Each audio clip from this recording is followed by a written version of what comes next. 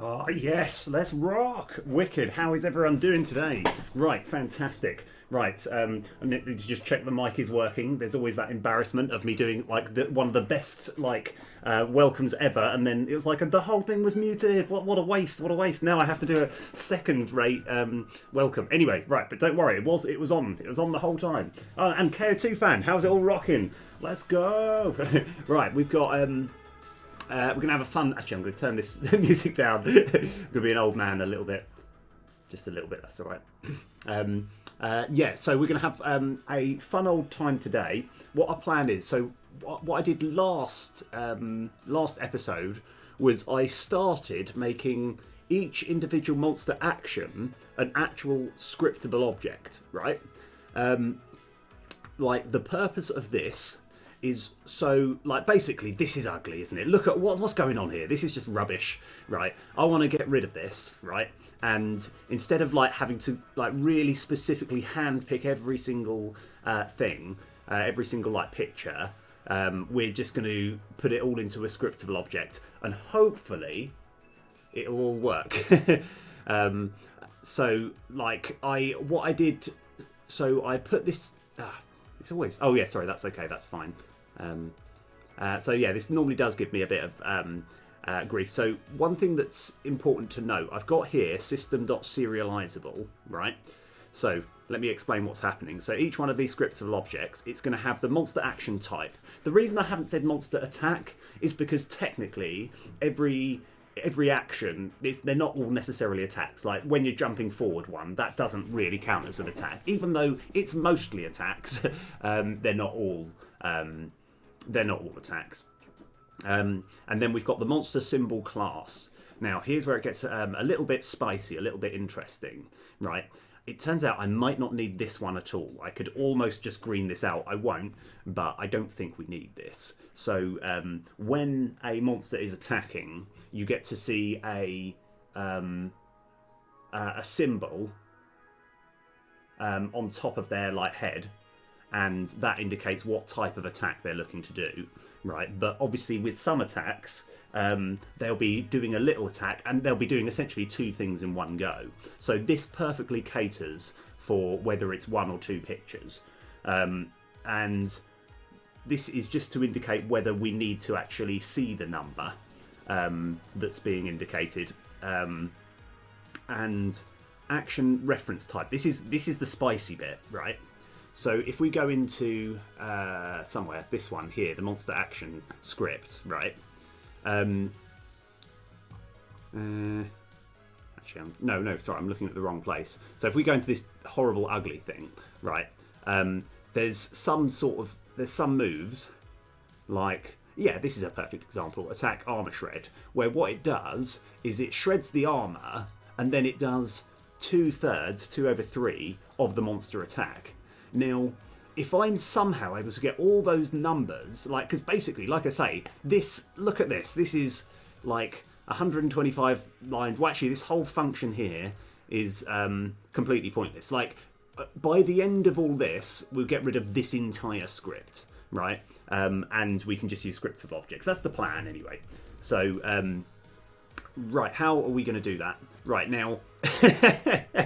right, so what my initial reaction is, why don't we just green all of this out and then see how many how many error messages we get and try and fix them all one by one. Right, do I do that? So yeah, obviously it's another thing that's important to note as well is yeah, so is like we also, when we're actually conjuring up this new like monster symbol, we're going to have to my brain's just completely gone. We do need access to the monster SO. This is like so that we can actually fill in all the relevant information, but I have a feeling I know how to do that. So I think we can get started, right? I'm just going to press play game because I want to see the monster. More importantly, I want to access the little symbol on top of the monster's head and work with that script.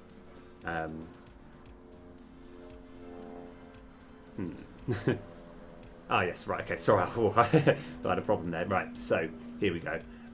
So this is the monster attack symbol script. Yeah, this is fine. It looks a little bit ugly, but that's fine. Edit script. So, right, what we can do now is we can use a lot of this code. Oh yes, Code Red Games as well. Yes, how's it all rocking? yeah, it's going really well. I'm still kind of on and off with the streaming. It's just like when I can. But I'll tell you what, hats off to you though, man. You've streamed every every day for the last like several months. It's just incredible, like really fair play. And and it's paying off though. The game is just looking so much better. It's just looking so good. I'm saving up enough points so that I can get the playable demo, because I was at this sort of thing where I was thinking I really want my name in the credits and I want to play the playable demo. But then after hearing that the credits that's going up, I was like, no, right, let's get the credits and then I'm going to get the playable demo afterwards. Yeah, that's right. So let's just have a look. So what we can do here. Oh yeah, this should be easy really. What's happening with this one? Right, so I think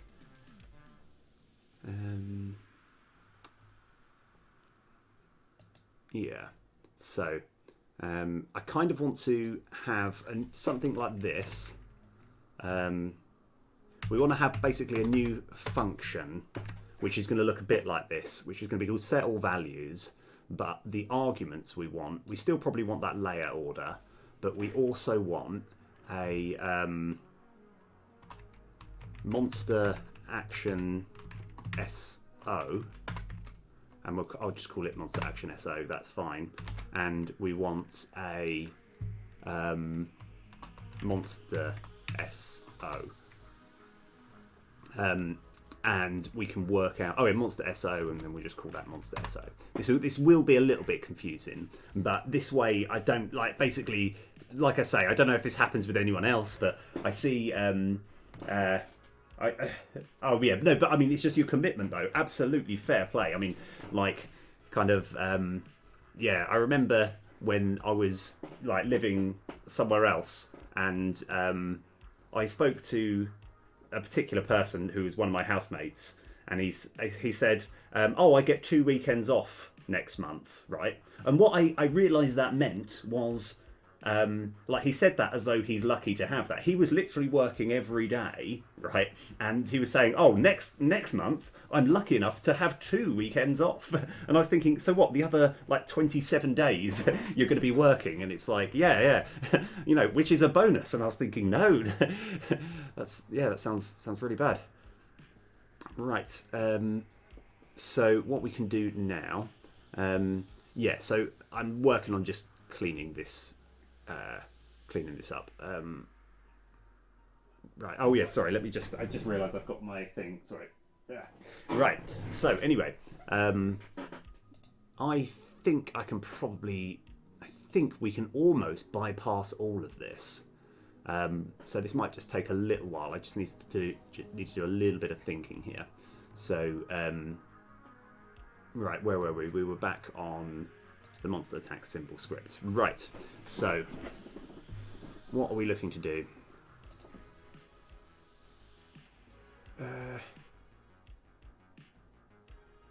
Oh, I see what I've done here. Right. So what we've got at the moment, this symbol, it has got 2 sprites attached to it, right?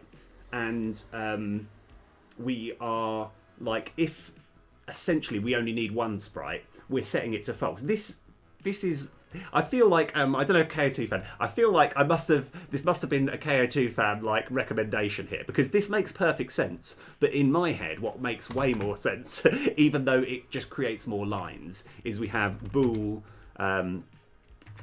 to show both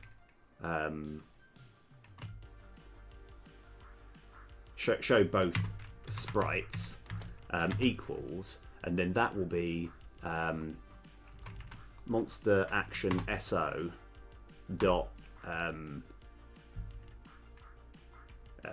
underscore symbol classes dot length is greater than 1, and then we can get rid of that and then have show both sprites. I can just put all of that in there, but I kind of prefer. Oh yes! Wow, nice. 2 weeks off in August. And then just to clarify, when you say 2 weeks off in August, do you mean 2 full weeks off, or no? They're just 2 weekends, like you know, and the other like 26 or 27 days. No, but no, absolutely fair play. Like, yeah, right. So we need to sort this one out here. I think we can go Control C and Control V.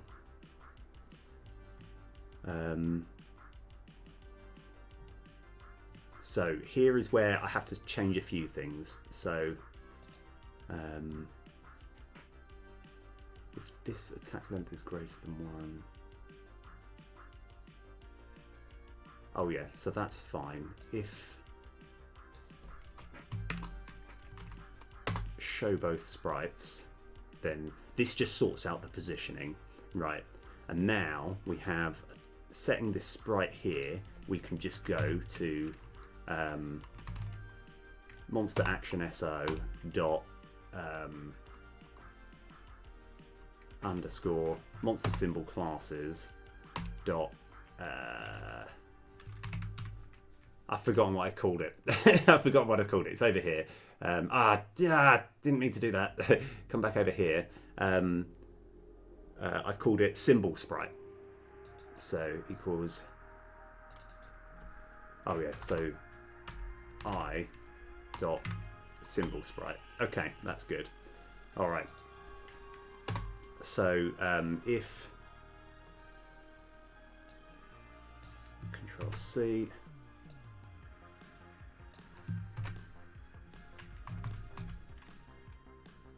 Dot show number, then, and here's where we can get a little bit. This is where we can basically make this entirely redundant. I'm going to try my sort of experiments. I mean, I think I've got nothing but respect for you, but it's just like sometimes I don't know if this happens to you, and I suppose you probably actually, because I know we've had this discussion before. It's just there are days when I'm thinking, yeah, I'm going to stream, and then I'll wake up and I'll be like, nah, it's not happening today. I just can't do it. So you have got to, you've got to kind of like. In fact, let's just delete that. So you've got to take it easy sometimes. Equals right. Here is where we actually get. So this is where we're going to have a int. I'm just going to call it important int. All right, equals 0. Now, I'll show you what else I've done. Just because this felt far too simple, we've actually created another enum, which is the monster action reference, right? Now, what that is talking about is when we go onto our master script, somewhere over here, we've got a monster action reference type. So I've just made 3. It's going to be either a flat int, the monster attack, or monster magic, right? So over here, we want to make it proportional to whatever the 3 is. So if it's a flat int, then you just turn it into that int. So we're going to have a switch monster action so dot underscore monster symbol classes I dot and I forgot. Why do I always forget the name of the variables? Action reference. That's what we're going to call it, right? Action reference, and then case dot flat int break, and then we're just going to do it for those three. This is stuff that I did, yes, like I was just sort of like starting yesterday, and I thought I'd do all the boring bits. Yeah. Oh no, that's fair play. That's fair play.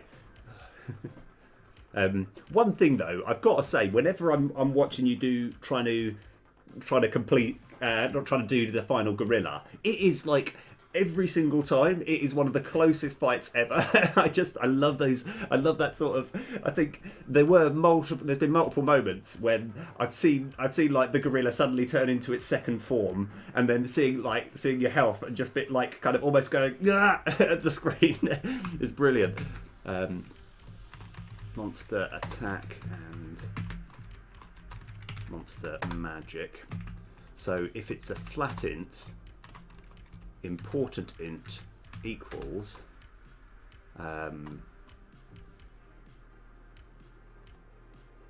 actually what we can do as well is go Control C,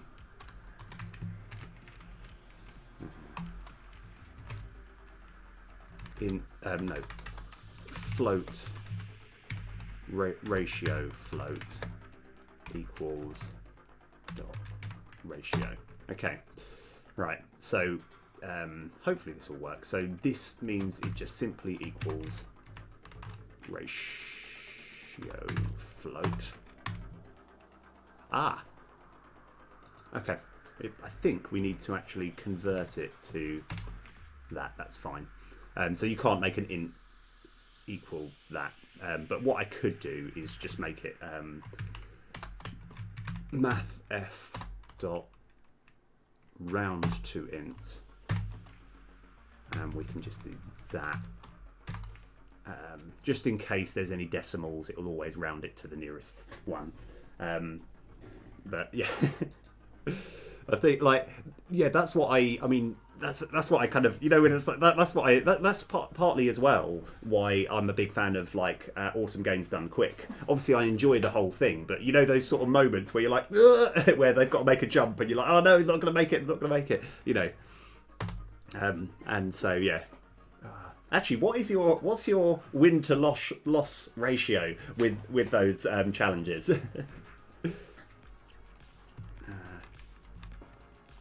Important int equals math f dot seal.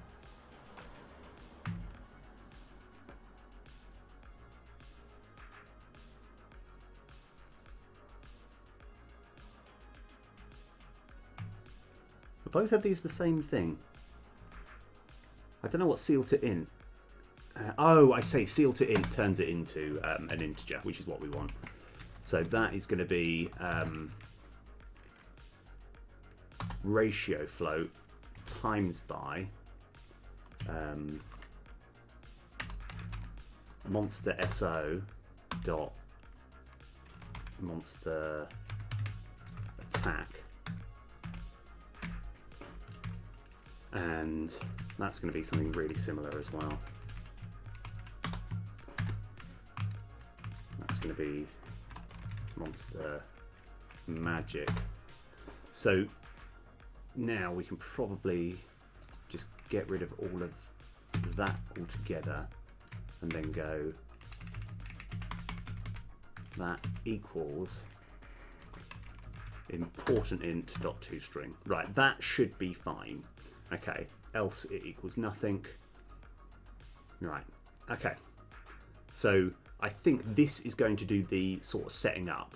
Now what we kind of want to do is have a refresh, an ability to refresh this, so that if, for example, he does something during your turn, whatever, that gives it extra attack, then this can actually update the attack.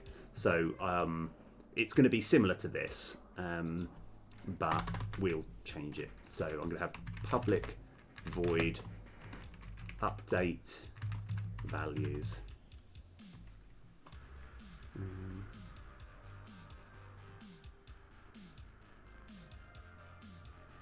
It looks like we just need to, let me try and work out what makes the most sense here.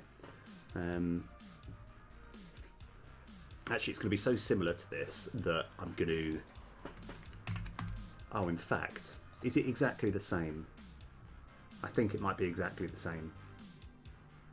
I don't really want to copy and paste this whole thing again. I think it's exactly the same. Yeah. Okay. So set all values. Yeah. All right. Yeah. Okay. So now we've done that, we're looking to essentially get rid of this monster attack class. Probably more loss than win. Fair play. But that's what makes it exciting, though. It's just, I think the number of times you have... I think there was one time where you did actually kill the gorilla, but you died at the same time, and it counted as a loss. And I was like, no!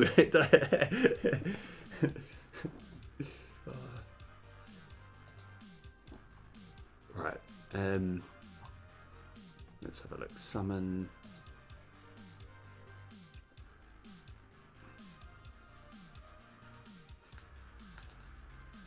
Yeah, yeah.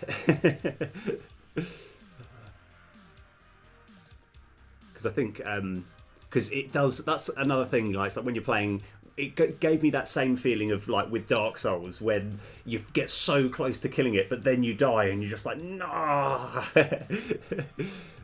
love it. Right, so, set all values there. So, given that, so, okay, right, I'm going to create a bunch of error messages all in one go. In fact, right. Oh, yes, right. Taking a page from your book, Control KC. All right, that's going to create a bunch of error messages, and that will create a bunch more. But we're going to have public monster action SO. Monster action SO. But we'll put an underscore there. Alright, and this is all fine, but when we're summoning, we want to... Yeah, right, we're gonna bite the bullet and just start creating error messages so that we can then fix it. As soon as he dies through... Oh, okay, yeah. Right, yeah, so I'm actually gonna...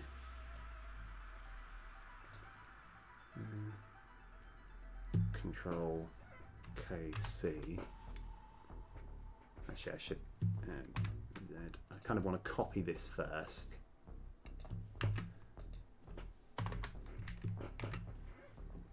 And then Control KC. So like I say, we're looking to get rid of this monster attack class, which made sense at the time, but it was a rubbish version. Now we're kind of going back and doing it better, essentially.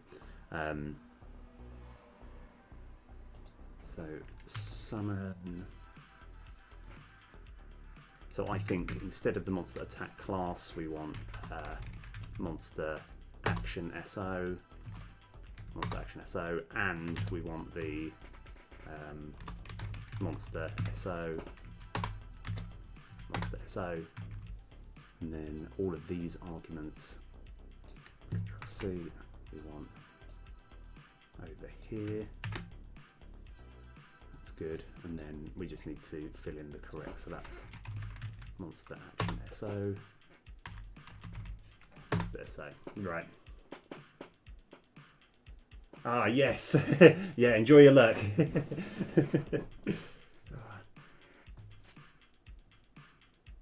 Right. So now we've got all this in place.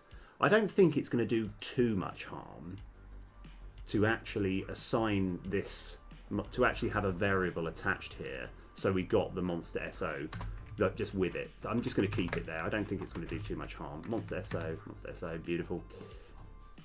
So here we don't need this. We want to have underscore monster action SO equals that, and underscore monster SO equals that. Right, okay. So now, when we're setting all the values, we want to have, in fact,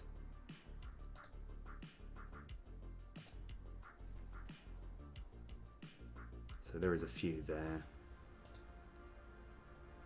Okay. All right. That's right. We'll work our way around it. Okay. So set all values. We're going to have our underscore monster action SO and our underscore monster SO. Yeah, we might be putting more arguments than we need, because in theory, now that we've assigned all of that, we can just set all the values, but we'll worry about that later. So that points to size, that's all fine. Okay. So how far away are we? So now it looks as though we can do the same again. I think I'm just going to highlight all of this. Control K, C. Oh no, on Control Z. Control C. Control K, C. And then we can just make our own version. So this is more or less the same. Actually, I probably should have made sure this... Yeah, I think this is all fine. So pretty much the same thing's happening here, but we want to have the same arguments going in. So, yeah, Control C. Yeah, this might look a little ugly for a little while.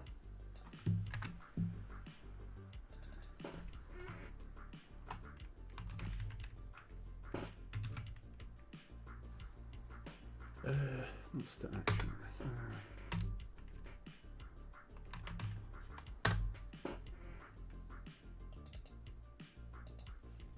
Yeah. I'm still reassigning it every time. I can probably get rid of it eventually, but I want to keep with what we've got right now. B, and that'll be underscore monster action SO underscore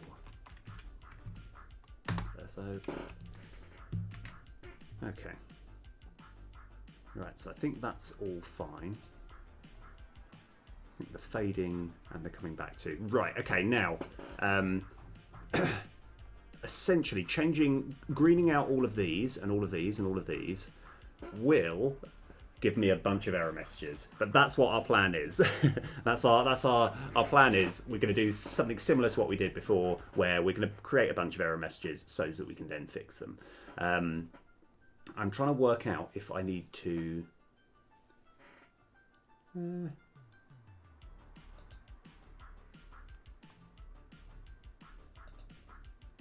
me go Control MO. Right, this is quite a big script, but I kind of want to add a cheeky little function here, which is going to be called public monster action SO get monster action SO, and we want to have a monster action reference type. I don't think it is that. We want to have a monster action type as an argument. Monster action type, that's fine. And now we're looking to get hold of all of the monster action SOs. Guy, I've said the word monster action SO so many times, the word's beginning to lose all meaning. So we want a monster action SO there. I'll just call it action array equals resources dot load all monster action SOs in a particular place. Let's go quickly find that place. Oh, 21, that's actually less than I thought it was going to be, and it should be in here. So copy path,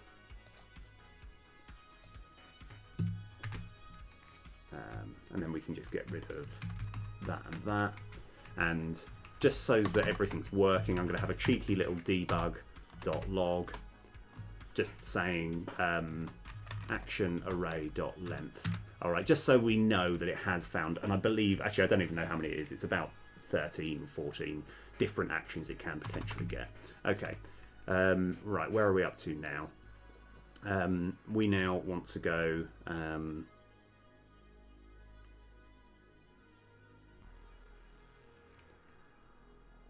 for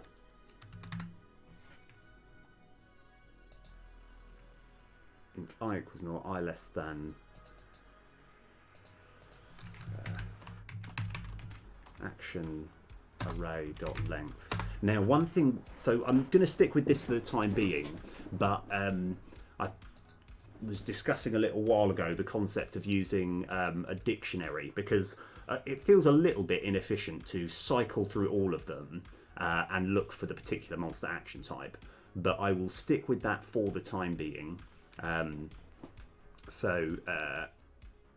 If action array I dot monster action type is equal to monster action type, nope, that needs to be lowercase. I'm not assigning anything, I'm just, there we are, right. If that happens, then we're simply going to return action array I. So we're going to have another debug over here saying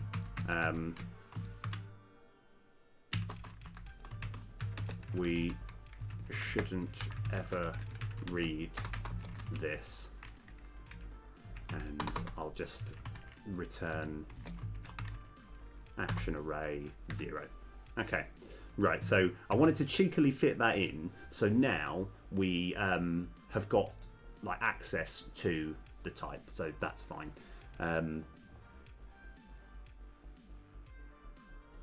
Oh. Okay.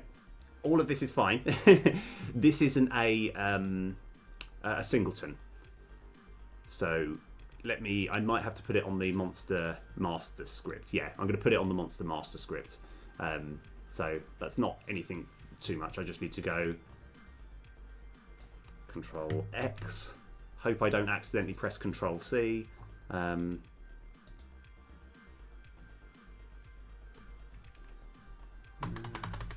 Let's just put this underneath here. That should be fine. Okay, right. So how many have we got?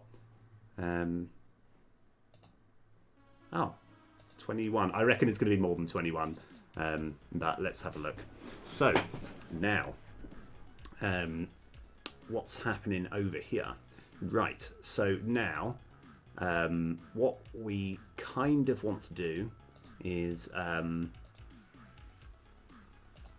we can actually, this is going to be really clean actually. So here we just want to have underscore. So this will be monster action SO, and I'll call it monster action SO equals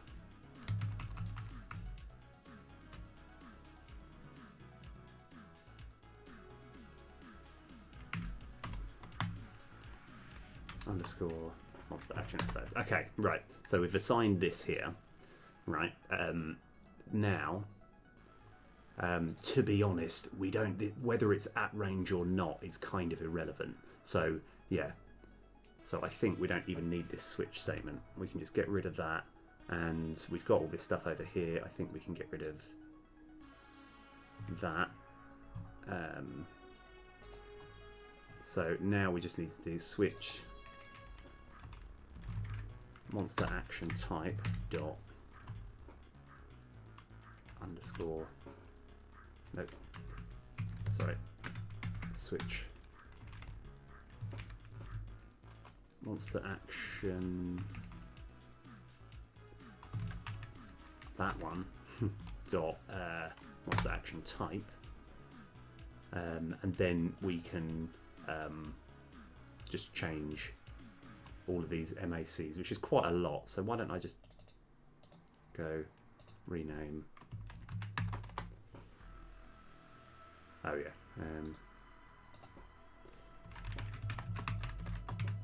That has actually saved me quite a bit of work, believe it or not.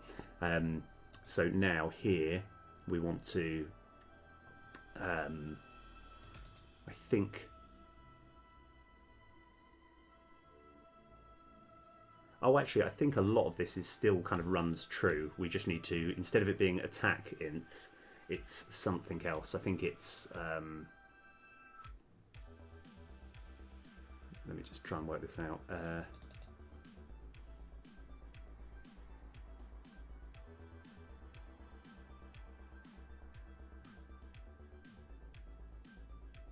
All right.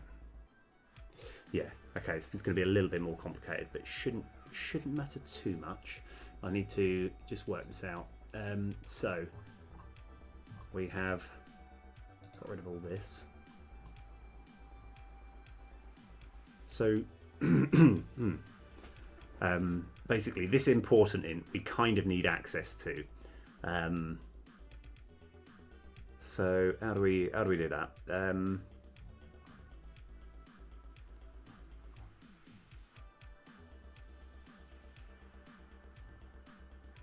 Yeah, okay. So if we just have a public void get important, or yeah, get action int public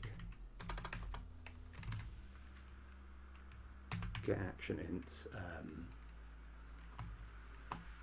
and then int array number. So first of all, just put return 0. So now I think we can just copy this, and I'm so happy with copying this that just go, yeah, we can go underscore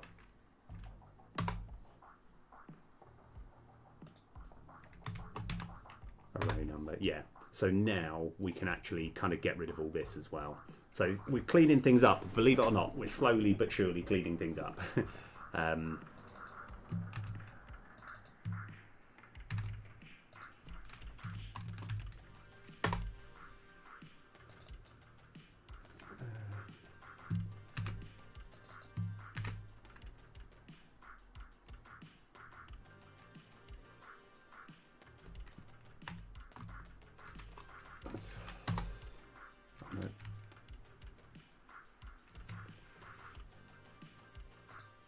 Yeah, simple class, yeah.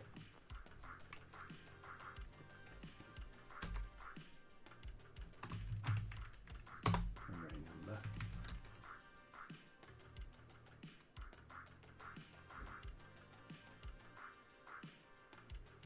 Oh no, hold on. I knew I got something wrong here. Sorry, no, got it all wrong. This bit here is just underscore monster. So I was over complicating things here. Hopefully, when this all works, I'll look like a genius. We can return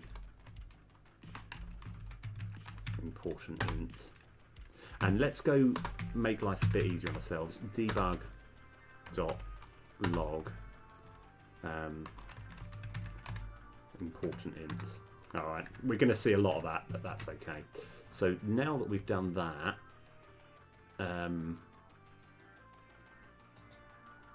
let me just green this off for the time being.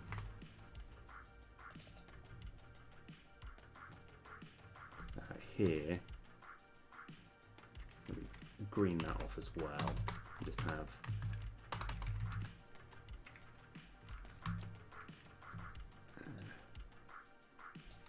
let's see.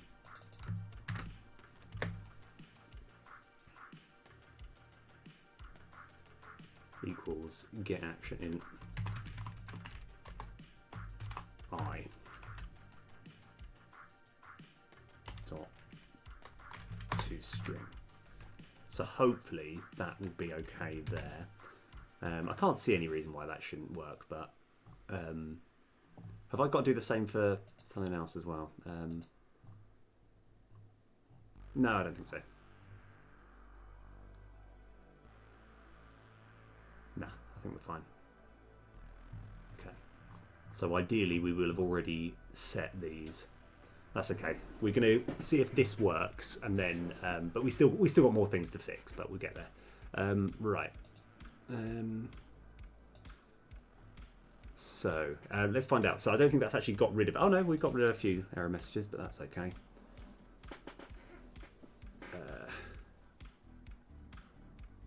Oh, there's a bit of a problem here. I think there's one too many. Okay.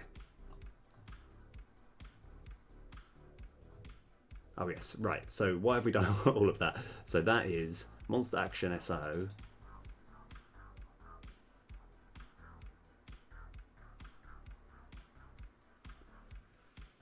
Dot.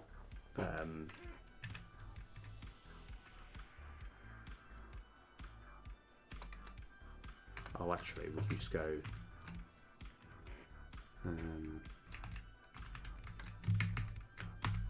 That will be. Let me just write down dot get action int 0. Okay. Actually, I'll leave that blank there, and then we'll just fill in the numbers. So Control C, Control V. We know that's 0.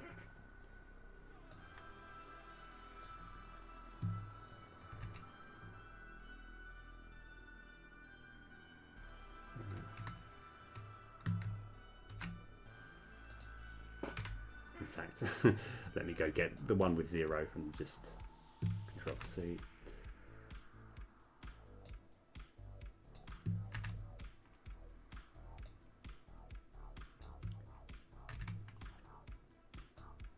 So I think that's part of the excitement, is when you're doing like a really big thing like this and just kind of putting it together, and then hopefully in about sort of maybe 15 minutes we'll sort of put it all together, see if it works.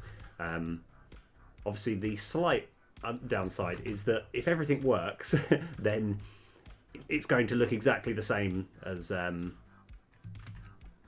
on, to string,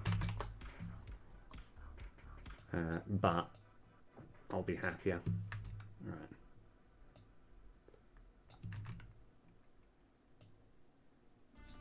I know we've still got more things that we need to set up, but that's okay. Okay.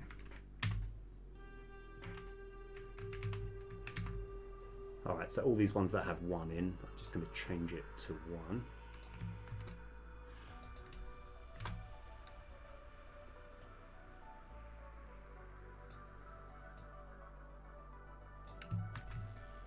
Extreme laziness here.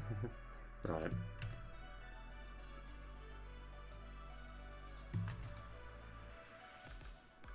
So why am I doing all of this? Why am I suddenly going into all this details now?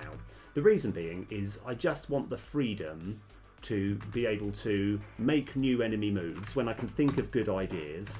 It's like, because I and without having to like, it's just so much work you need to go through to get a new attack. It's like so many different things and it's very complicated. Whereas now, this system will make it significantly easier.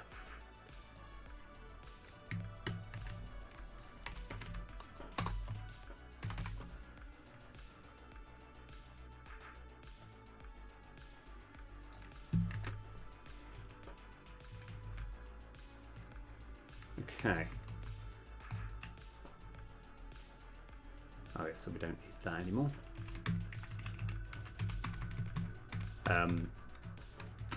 Okay, right, now let's see, where are we up to now? 20. It's one more. No, that's okay. I was expecting that. Okay, so now monster attack symbol script dot summon, and let's go find all references. We go into here. Oh yeah, which is no problem at all. So we just need to change all of these to oh, and we've actually got the entire monster.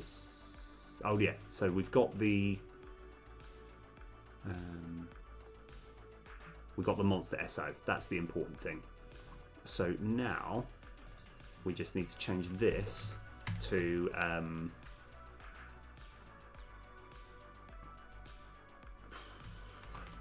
monster not monster main script, monster master script dot instance dot get monster action SO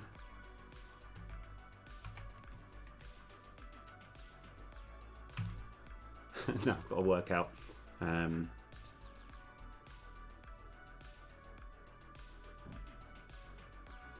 oh, here we go.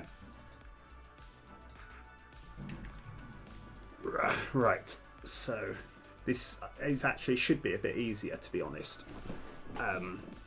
So we basically, this doesn't need to be as convoluted. So select attack. So I think it's just that.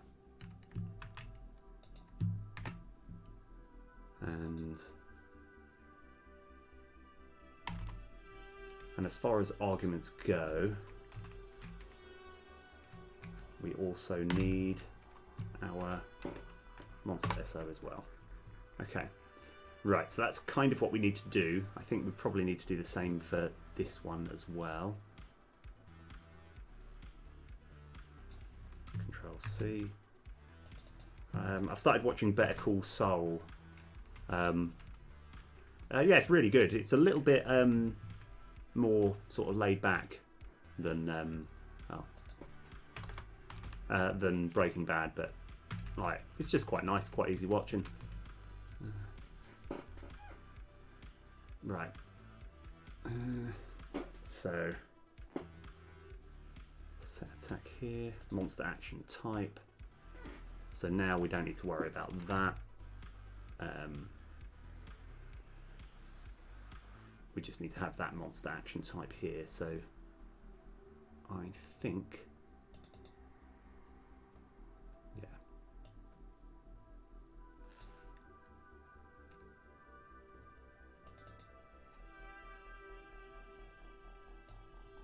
So we kind of need that,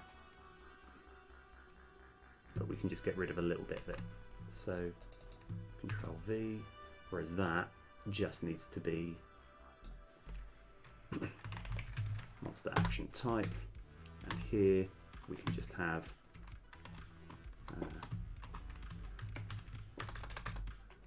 monster SO. I think that's fine, and then just do the same again.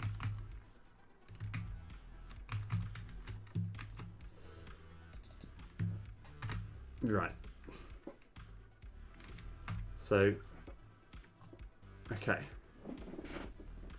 Right. Is this actually ever called? Find all references. Yeah, it is. Okay, never mind. Right. Last little bit of Red Bull. Because there's a good chance we might not need this. But for the time being, I'm going to play along and just say that we do. So we want... So yeah, because essentially the argument that we're putting in to summon it is essentially throwing in the whole scriptable object so that it's got access to it. So here we want monster master script dot instance dot get monster action SO, and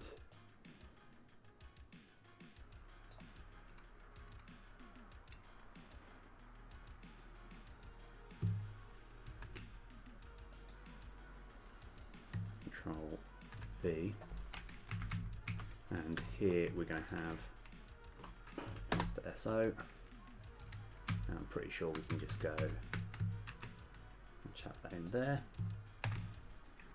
So I'm trying to work out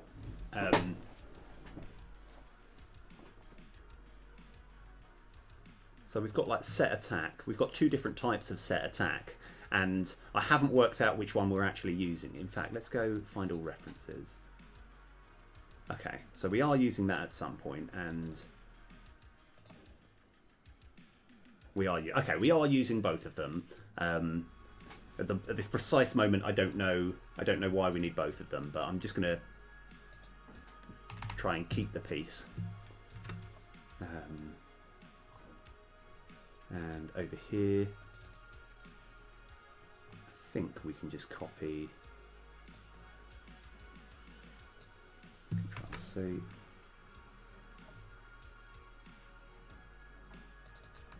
Control V.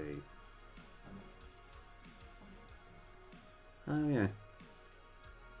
Yeah, that's fine.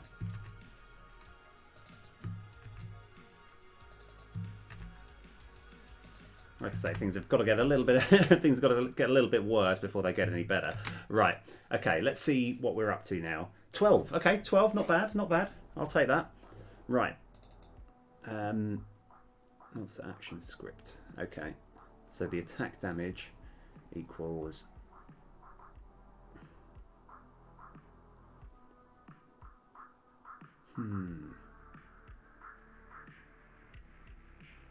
So I've got to work out if this is actually what we want. Oh no, hold on. What we can do, we can get rid of that. We can go underscore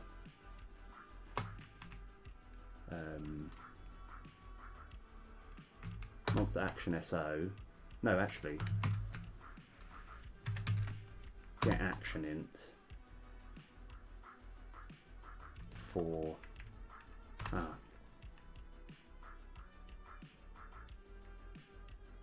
yeah. I'm not super happy about that. Let's just see what it was before.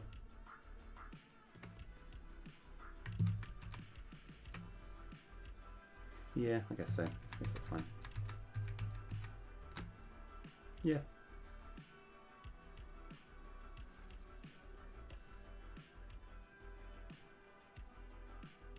Yeah, I might have to review that, but that's okay. Yeah, because I don't like when it has just a 0 there. Because in theory we're just doing the attack equal to the attack damage. Find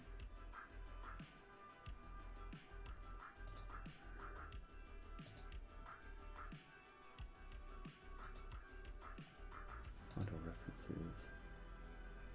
Okay, I think it is fine. It is fine because it will always be the 0 action in. So that's fine. That's fine. I'm at peace with that. That's no problem. Right. Let's rock. Okay. Let's see where we're up to now. Right, down to 11. So this is perform hyper beam. So hyper beam, I think, does like double damage or 1.5 damage. So that'll be, in fact, exactly the same. Get action in.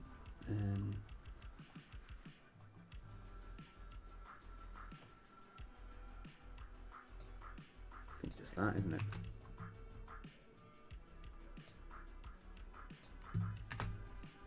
Yep. Okay. All right. Yeah. Oh yeah. I can probably stop this now.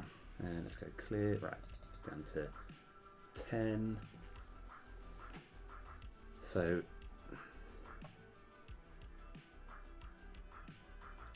Monster parent script. Right. We never need to use this, do we? Right. Now, just to clarify, I don't think we've got any. Find all references. Yes, okay. Alright, monster parent script, get out of here. Get out of here. Control K C. Just, you know, we don't need it. Yeah, because the monster parent script is like dowdy old code that we don't need anymore. Right. Okay. So let's have a look. Okay. So what's happening here? When we're setting the attack. Oh no, this is on the monster main script, so we don't need that. So just to clarify, find all references. It's still on the monster main script. Okay, so yeah, we're slowly greening all of this out, which is entirely fine. So let's just cover all of this up. I know you're thinking, why don't you just delete all the scripts? That's a good question. Don't really know, but I would rather just keep it all green. Just know that it's there. But we can ungreen it at some point if we need to. So it looks like it's a similar problem with the monster parent script. Again, stuff that we don't need. Control KC. Alright, down to 6. So this one is important.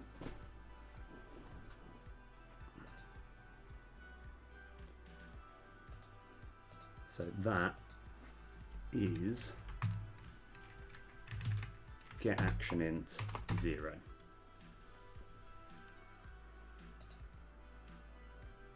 Okay. 5.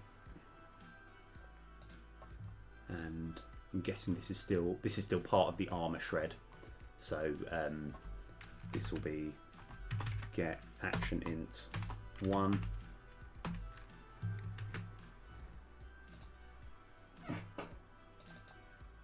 I should probably do some odds or something like what's the chances of this working first time.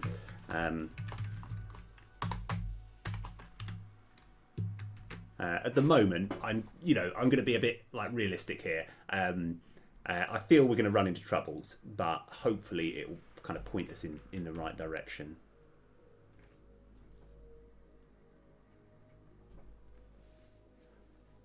So what are we looking at here? Monster action script.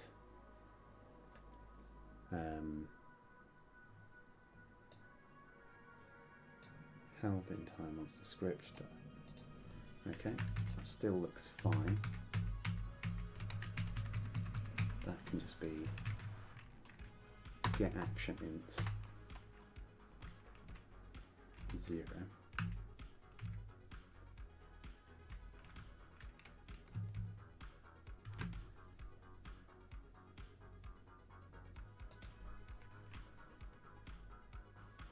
I've kept that all in one really complicated long line. No, I guess that does make sense.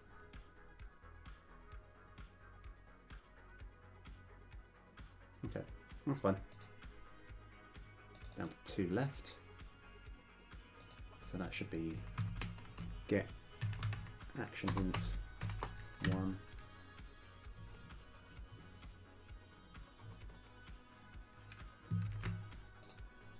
Okay, now down to 1 left. Range attack and move forward. That'll be get action int. I wasn't paying attention to what number it was. 0. Okay. 0. Okay. All right. Now let's see if fixing all of that brings up a whole new, more error messages. We'll find out. Okay. No. Okay. All right. So, in theory, right, we should be getting a debug message with 1, 2, 3, 4, 5, 6, 7, 8, 9, 10, 11, 12, 16. All right, we should be getting a debug message of 16, and hopefully everything kind of works out. Right. Let me game in postscript. Oh yes, so we're summoning Kane by default at the moment. Oh yeah, we've still got a way to go, but we're getting there. Right. So, let me go into the monster SOs over here. Kane. So his initial ranged, he's going to enrage and jump forward 1, and then let's go ranged attack, jump forward 1. So let's see if all these numbers work out. Okay.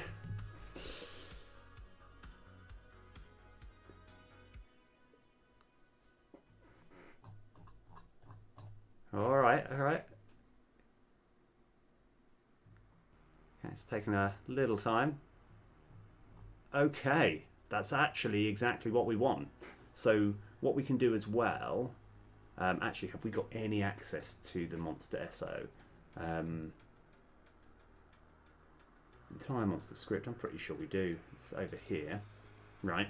So, here's the important thing that we're paying attention to. Right. So, he is going to enrage. He's going to gain 5 attack. So that should bring it up to 22. And move forward 1. If we do end turn. So, this should go up.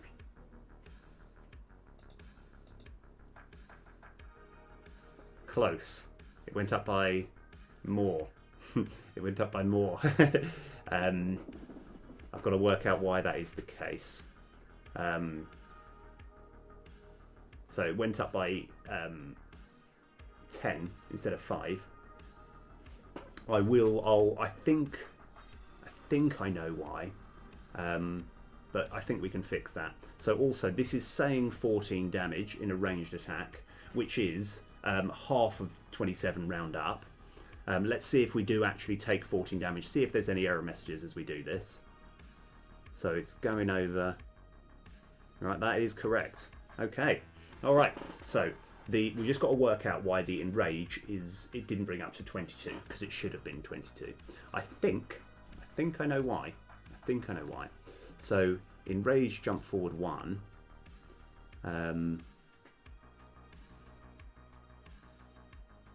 Oh, yeah. What we can actually do instead is go.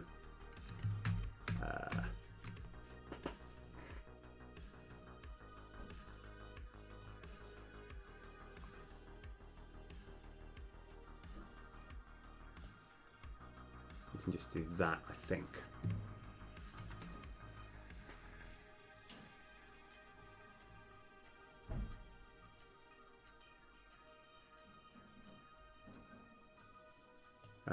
And there we can do that. Okay, so now it should go up the correct amount. I know that I was making shortcuts here and there, whereas I think this should work now. Let's give this another try and see how it all is working.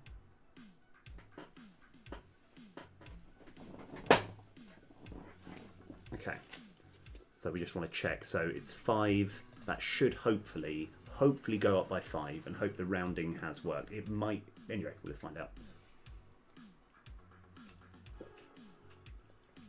So over here, it's on 27.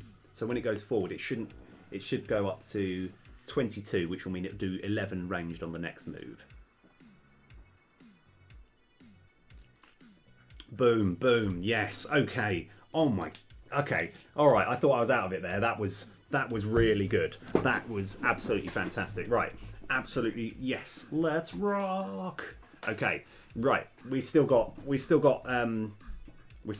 some fun ahead of us. So that's really good start to the stream. So now the reason I've done all of that is so with all these monster actions, whenever I want to add one more, it's still going to be quite a bit of effort, but it's literally I've probably cut it into 1/3 the amount of work, because I learned this when I was thinking, oh, I want to make this card drone. I thought, oh yeah, that shouldn't be too hard. But the number of hoops I had to jump through was just. Oh, actually, one thing we didn't check as well, and it shouldn't be too much of a problem.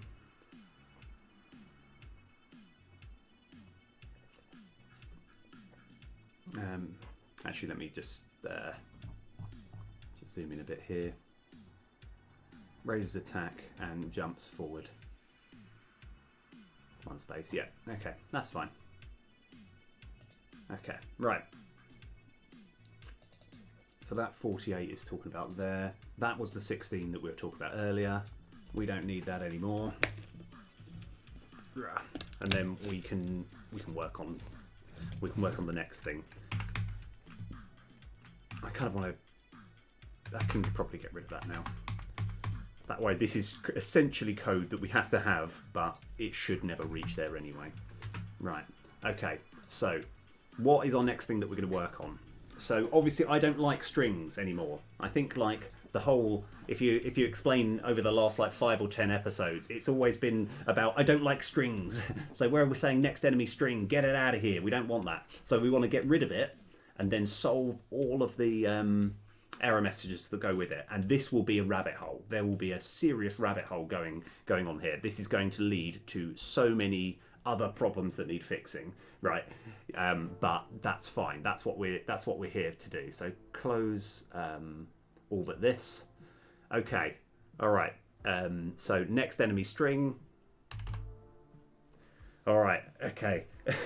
I almost feel like I have to apologise to Unity here because it will not like this, right? Because it might only create maybe 3, but as I fix them, it's going to create more. So you know what? Let's see. Right, so I am going to see if I can entirely eliminate this next string thing in, I reckon, an hour and a half. That's how long I'm going to give it. So I am script. How long is an hour and a half in seconds? So let's have close.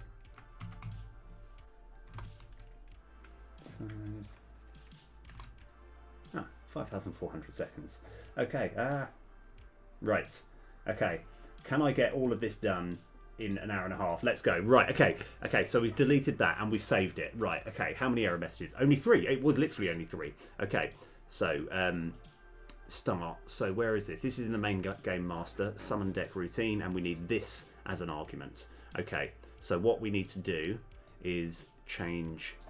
Essentially from here, we're going to have a public monster name enum next enemy. Yeah. Yeah, next monster, I think, maybe. Okay. All right. And then here we want the argument to be, we can just rename that to a monster name enum, monster name, but I'm going to kind of rename that to next monster. And here we just want next monster. Okay, right. And then this will obviously create a ripple effect of loads of other problems, but that's all fine. Let's speed it up and then work out where we are. So 2, that's fine. Okay. I'm guessing this is all part of this script, isn't it?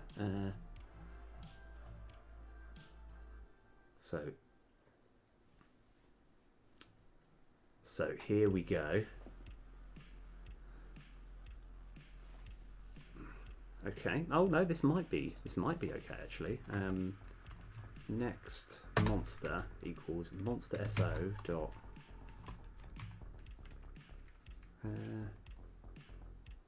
monster enum. Okay. Yeah, this will. I can assure you, this is going to be this will lead to more difficulties.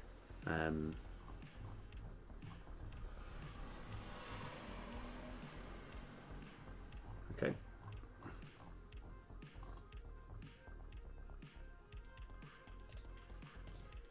Right, so going with next monster equals monster so dot monster enum. All right.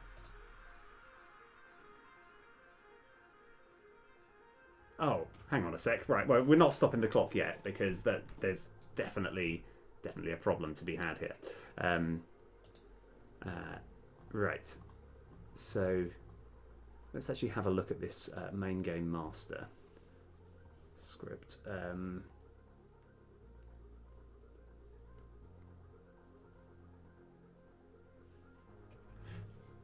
So we've actually, yeah, I see. This is actually grayed out. It's not used because I think at some point I've actually got summoning the monster.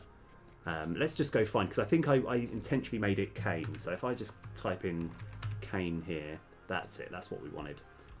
I'm just checking this is still part of that. So there, we can just do next monster. Okay.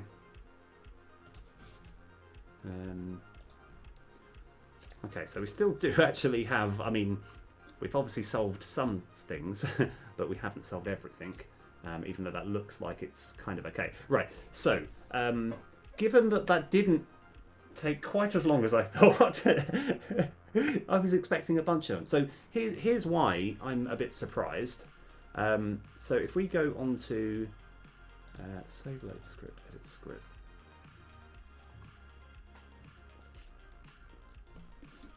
Oh, okay. Maybe it's actually not going to be quite as difficult as I thought. Okay. So.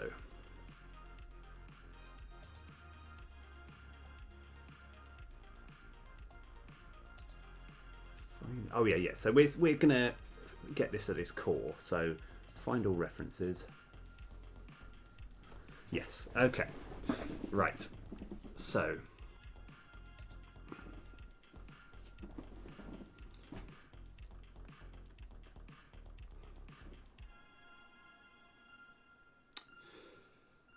Right, deep breath. So we're looking to get rid of strings. So this is the big thing that we're looking to get rid of. So what I want to do is change this into a monster enum. And then just slowly, I think this will be the big thing that will kind of unravel everything. I think we just go for it. Right, so with the timer still on, I think this is going to be the big one. So now we just change this to monster name enum. And I'm going to rename that to potential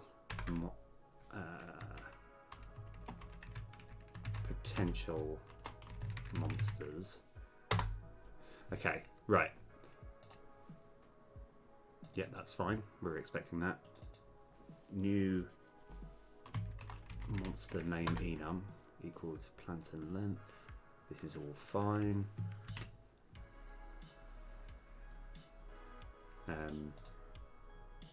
Like I said, I think we're going to fix one of these and then everything. Yeah, so here, data dot potential monsters equals new monster name enum. Okay.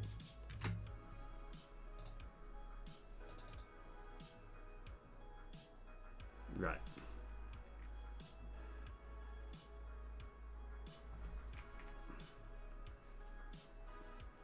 Now, potential monsters. Right, why is this as ugly looking as it is? So that's the save data equals plankton classes. Ah, okay. So if we go into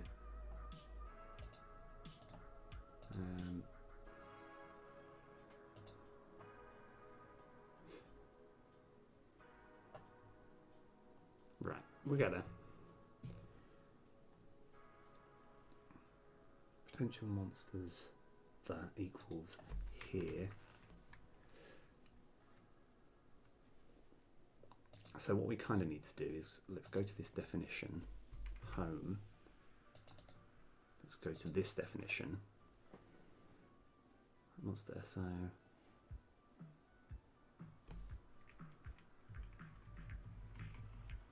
Oh, hang on a sec. This isn't as bad as I thought. This is not as bad as I thought. Okay. So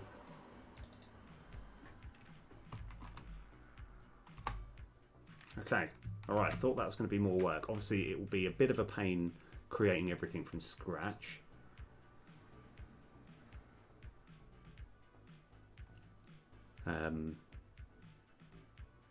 Okay.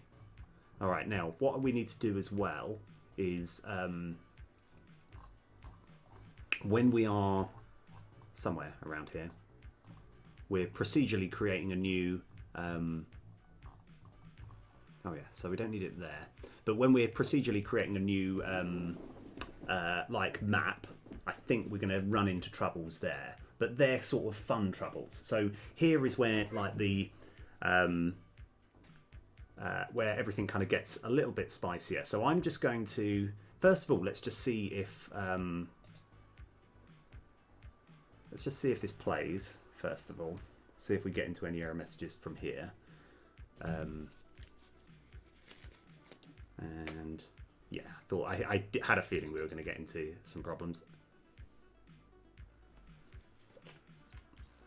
Oh yeah, actually, let's go clean some stuff up as well. So that's go to definition, monster attack class, go to definition. Right, so basically we want to just eliminate all of this.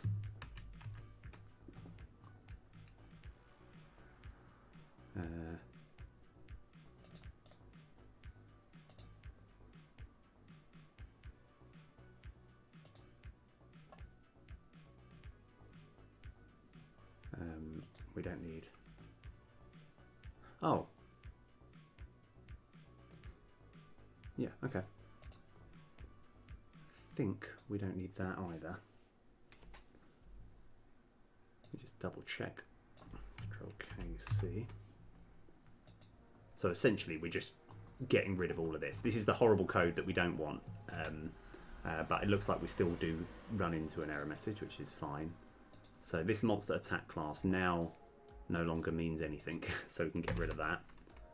And then here, I don't care about that.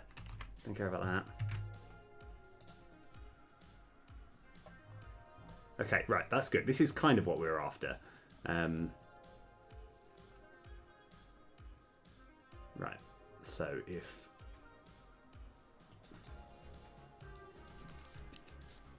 okay,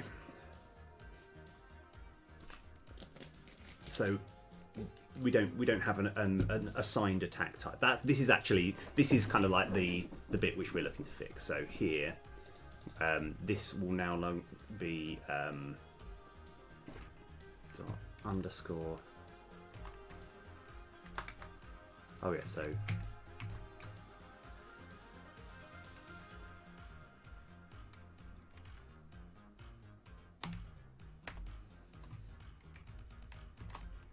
what's the symbol script dot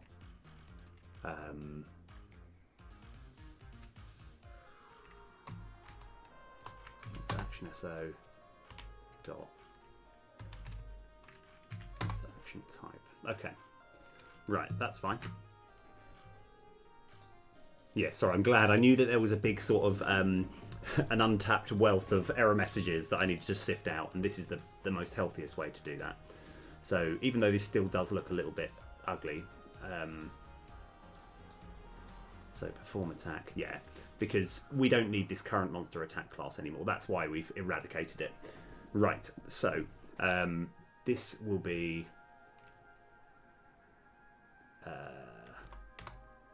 dot monster attack symbol script dot monster action SO dot monster action type.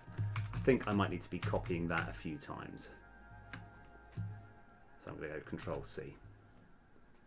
I think that's fine, and potentially we could have a little script on the entire saying current action. Yeah, I think that probably makes more sense actually. Yeah, let's do that. So we've got the entire monster script here. Control MO.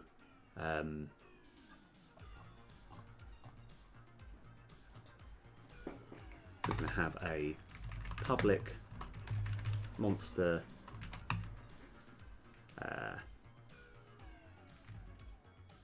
action type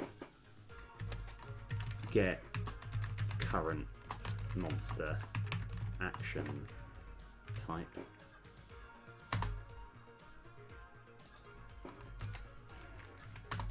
And that will be return underscore monster symbol script dot monster action so dot monster action type.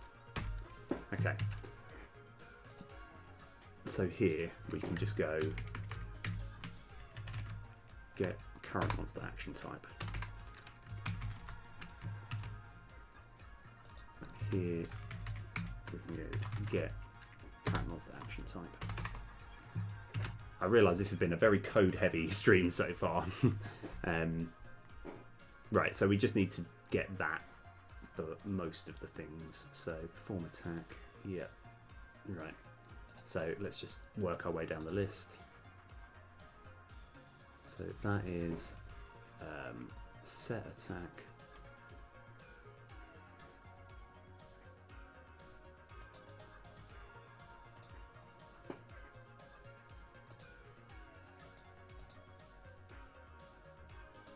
Okay.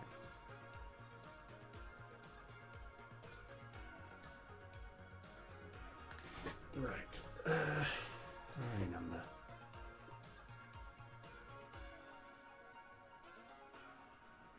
Not even sure if we need this. Let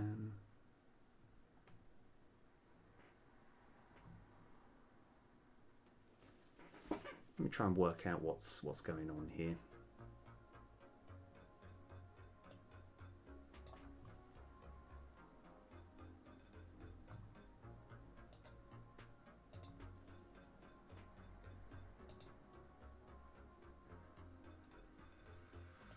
I don't know if we kind of actually need it. Is this just an entire variable that I don't even think we need? Why have I even got it in the first place? I think we can just get rid of it.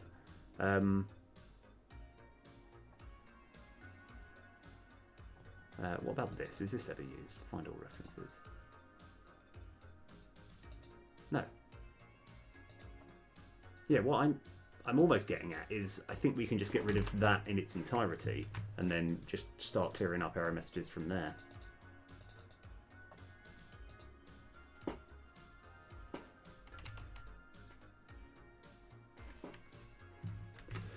We might find problems with that, but that's okay.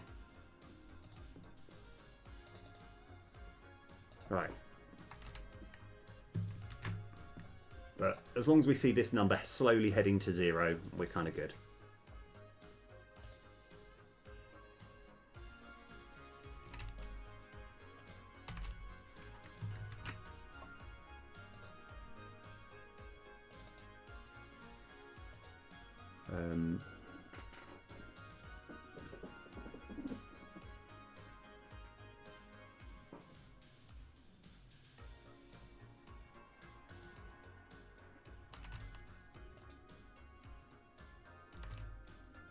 Yeah, I don't think we need any of that.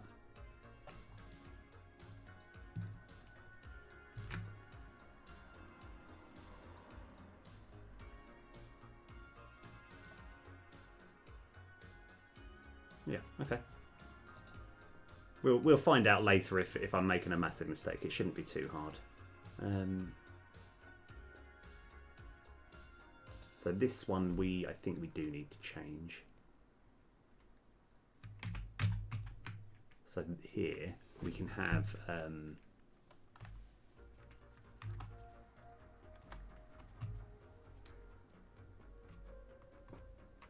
so what's the attack symbol script dot get action int. I think that was 0, wasn't it?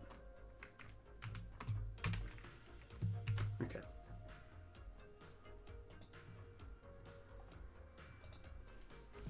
I probably should stop this and then just clear all the stuff that we don't need. Right.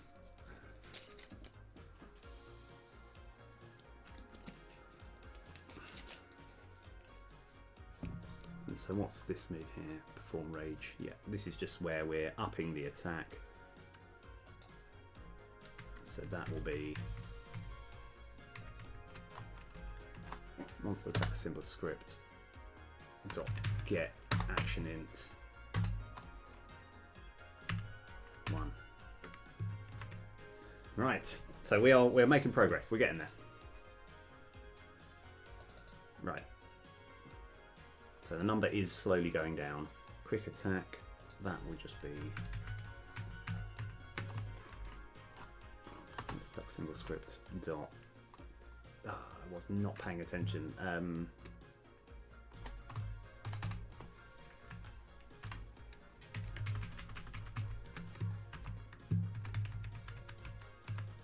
Yeah, it's fine. It was 0.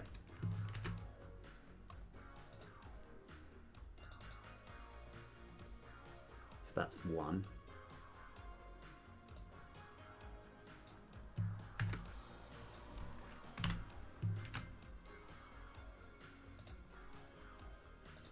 Right, slowly going down, that's okay.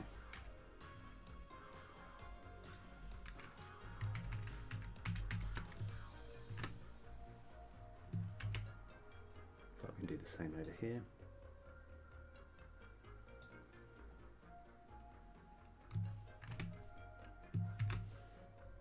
All right.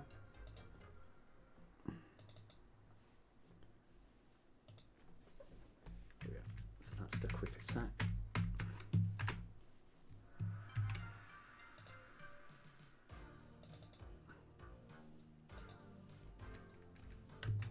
And that'll be 1. Okay.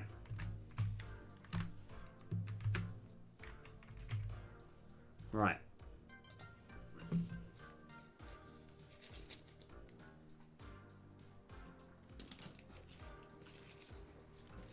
So we're currently without errors.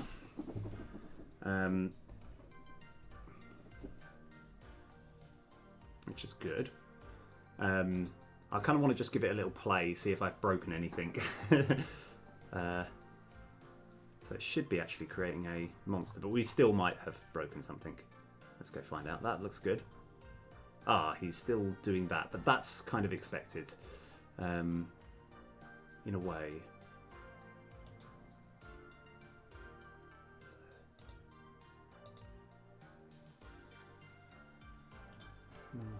Master script.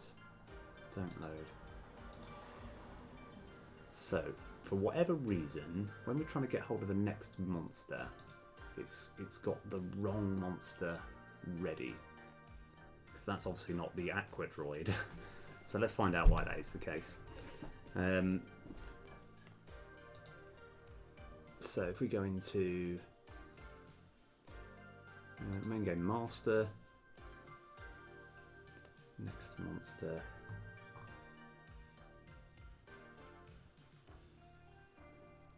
So I just want to have a little cheeky little debug.log next monster. Let's just find out. Let's just try and work out if it is finding the right monster.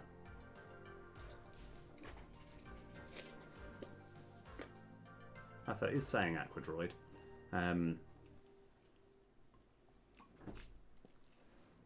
But I'm pretty sure. Oh, that might be why actually. Let's find out. Oh yes, yes, I know the problem. I know the problem. I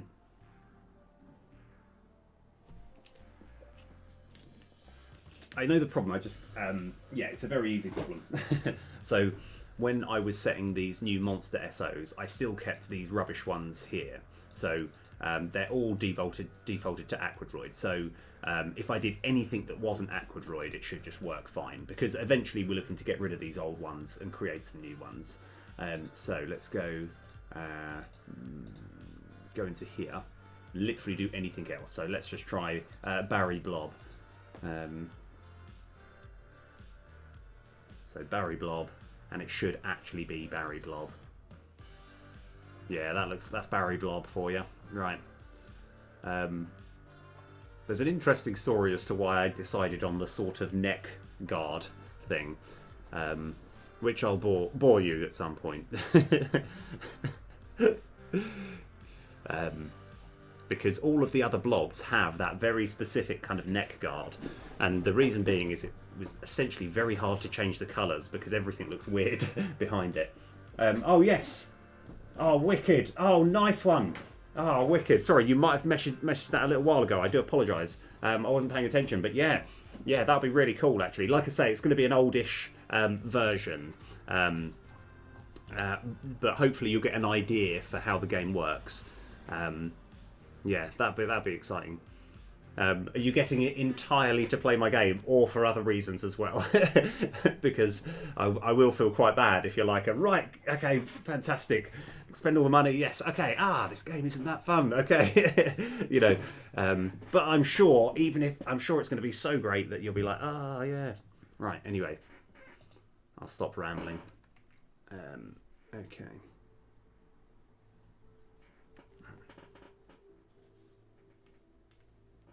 Okay. Oh, fair enough. No, that's really cool. Like I say, you'll be able to play that version, but the when I've actually tarted up and sorted out this current version, it'll be a lot more. There'll be a lot more of a sense of like progression. Right. Think we don't need that. Right. Okay. So, I now have. Now, what we've got to do is I might need to sort of visualize something. So, we're looking okay at the moment. We're looking all right. We're going to at some point have to kind of do a little bit of sort of quick maths to work out the strength of the monsters. So what I'm kind of planning on is we've got 36 different monsters to work with, right? And there's essentially 12 fights per like campaign, and so that is essentially 3 lots of 12. So there's going to be 3 different enemies you can fight on each one. But there's going to be something which I'll introduce a bit later. Maybe am I getting ahead of myself too much? Where you can actually choose to fight a tougher enemy than the one at your current level. That's just that's what I'm thinking of. I don't know yet, so I'm going to kind of worry about that. Right. Where are we up to? So I need to kind of go onto the map. I have a feeling we're going to get some error messages straight off the bat, but that's okay. So if we go into the test map, let's see what happens. I think we might have problems, but let's find out. So this will take just a little while because we've got to load something. Okay, we haven't. Which I think I'm slightly even more concerned about, to be honest. So what I'm thinking is, let's just do the exact math. So right now we've got 30 spaces. We want it to be something like monster loot, monster loot, monster loot, monster. Yeah, maybe that is actually exactly how we have it. So. Yeah, if I go, so monster, maybe that's actually is genuinely how it should be, to save confusion. So let's go into our, it's not here, is it? Right.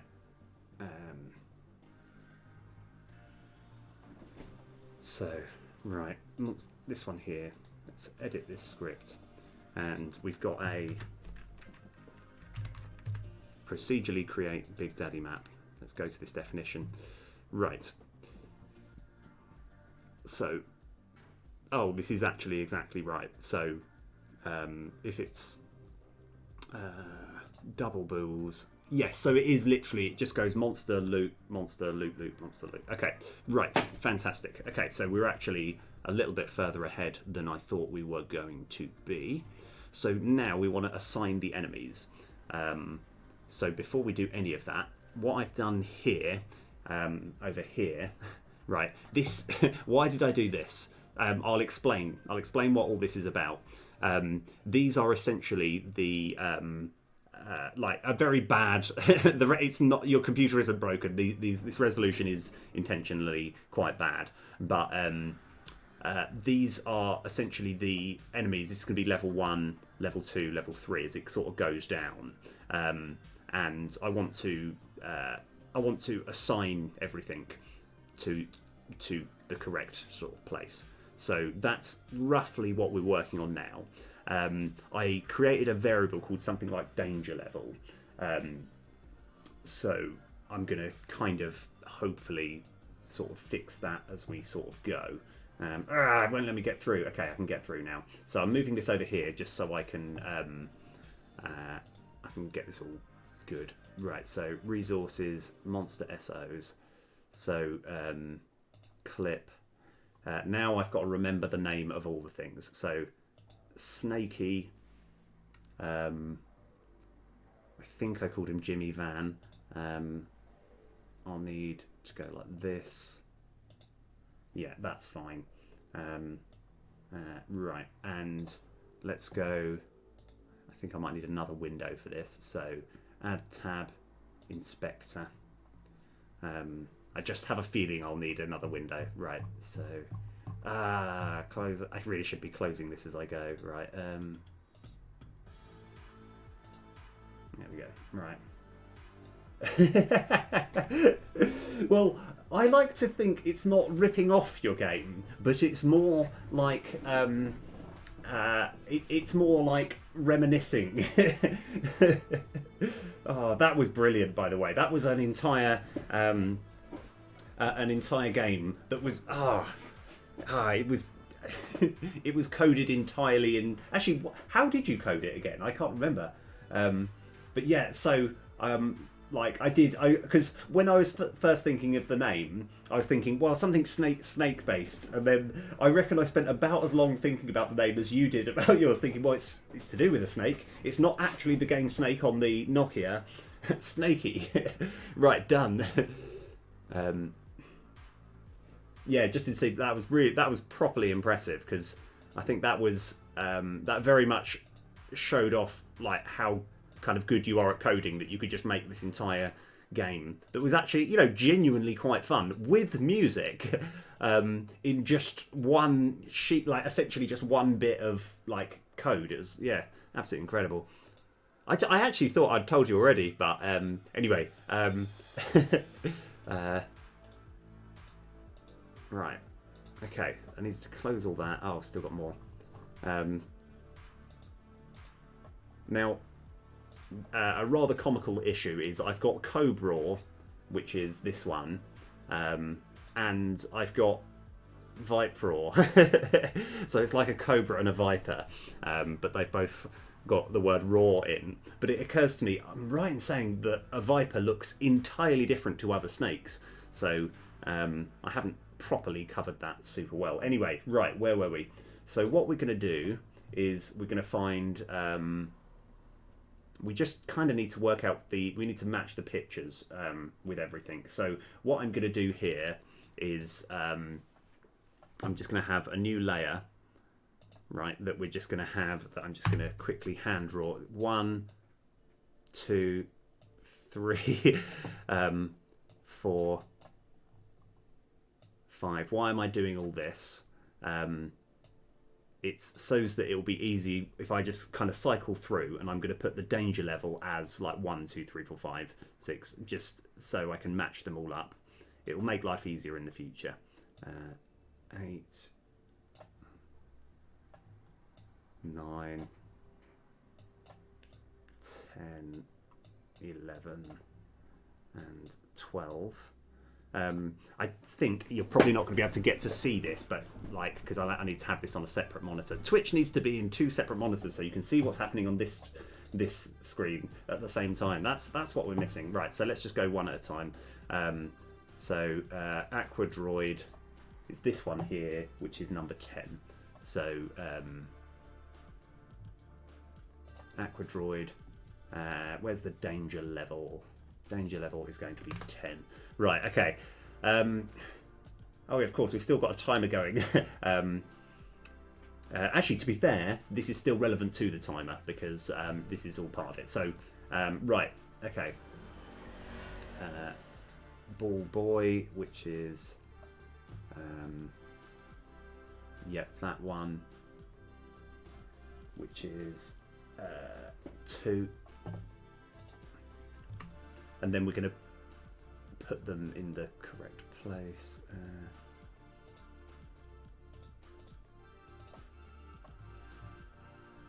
Right, Balio blue.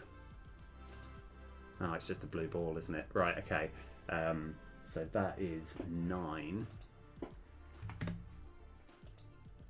So yeah, I've still only actually got like 12 different sprites, or it might even be less than that. Yeah, no, I think it's 12 or 13 different sprites, but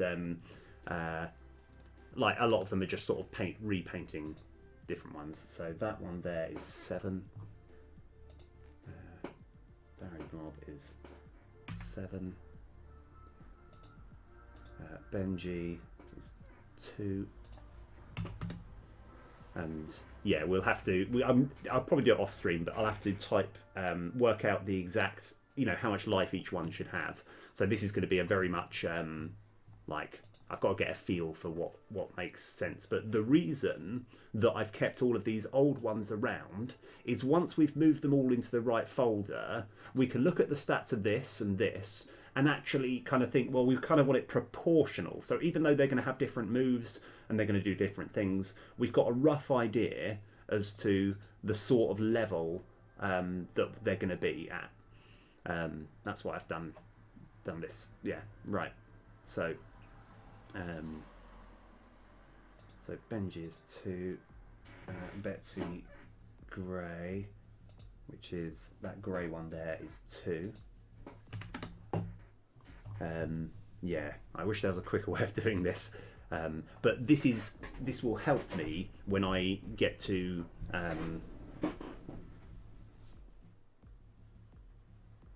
when I'm actually procedurally creating the map. So Biff is. There's got to be. Is there an easier way of doing this? I don't think there is actually. I was hoping to. I don't think there is, unfortunately. Just got to kind of go through it. So Biff, I think, is number 12, isn't it? Yeah. Let's go get this on full screen. Sorry, on the full screen that you can't see. Right. Okay. So yeah, Biff. I quite like this one. He looks like he's got sort of like prison tattoos of a skull and crossbone.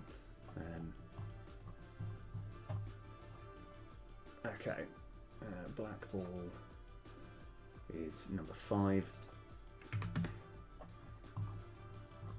suppose we get to see some of the drawings. Blobbo is 1, as it should be.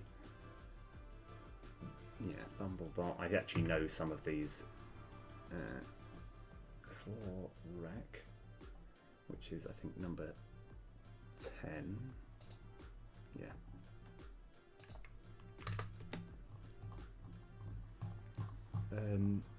Right. Cobra, I think that's the red one, isn't it? So I had that as number 6. So I'll show you actually 6. So this is kind of what I was working at. So like I've come to a nice break. So we know Crab Lord is next. In fact, I know Crab Lord. I think that's the one. Oh no, that's number 8.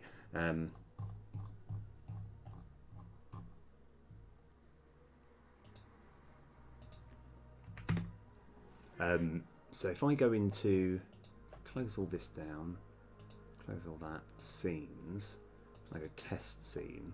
So what I actually experimented with is, I hope this works. It should work. Yeah. So yeah, we might be getting a little bit of lag here, but I wanted to get the animation of like all of these, and essentially I just moved them into the places where I feel like they sort of should be. It's like this guy is properly all shiny and stuff, so he's looking pretty tough. But I just kind of wanted to, have a little sort of, try and work out what stuff looks the strongest. And so I kind of just moved them over.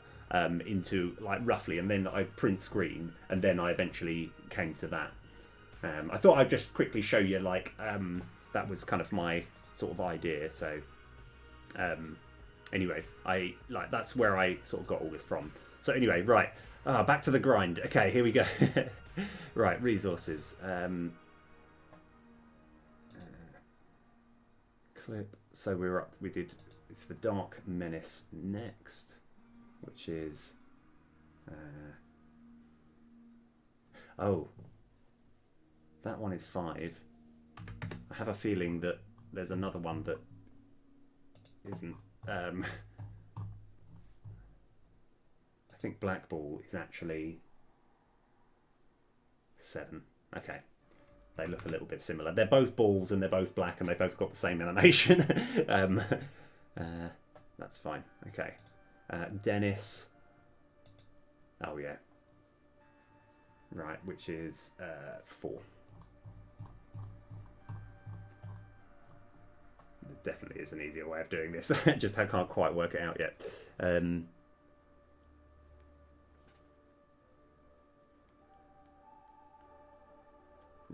Okay.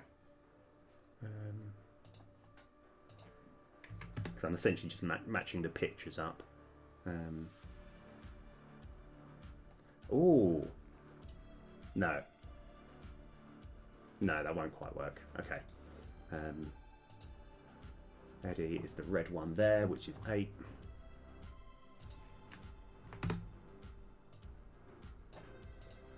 Fiery Bot, I think that should be pretty self-explanatory. That's 6, because that one is just an obvious, just this one here.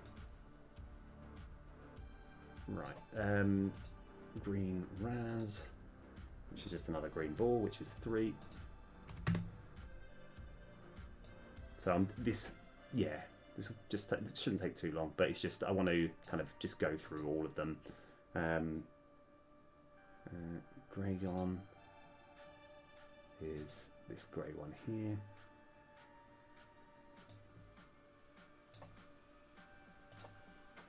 Right. Yeah, thanks for sticking with me. I realised that this probably isn't the so I've assigned essentially just the fierceness that whatever the enemy is looking the fiercest to generally be of a higher sort of threat level. Gristock.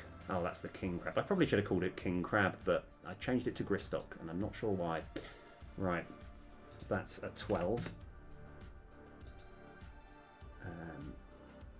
Hessa is 11.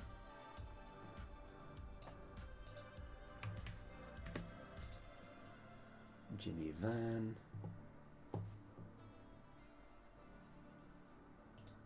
is 1.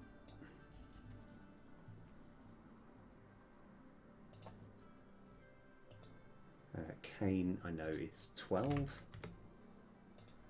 Obsidian Blob, I think that is 10. Pretentio. This is the... I thought, like, because he's got a monocle, I kind of wanted him to be sort of pretentious. I don't know. It's like whenever I think monocle, I think, who needs a monocle? So, yeah. Portaccio.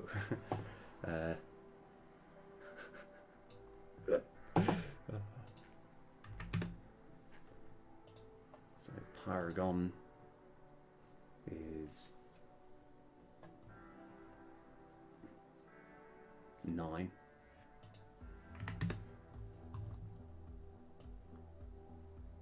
I probably could have worked out some code which would have done this a lot easier, but right, Renegade Cooper, that is 8. That's like a staple. 8. Renegade Wine, that's 11. And Renegade Zero is 5. So just to clarify, these are all little cans that sort of munch. And this one is like essentially like the diet version, which is the weakest one.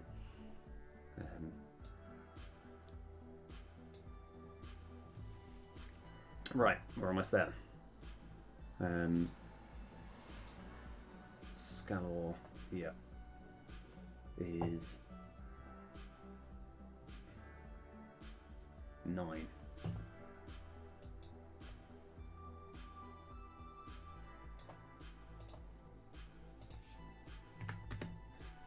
Snaky is 1, which is fine. Sol, which is 3. Spectral blob. Can't remember what one that is. That might be the... Oh yeah, that's the really colourful one, which is 11.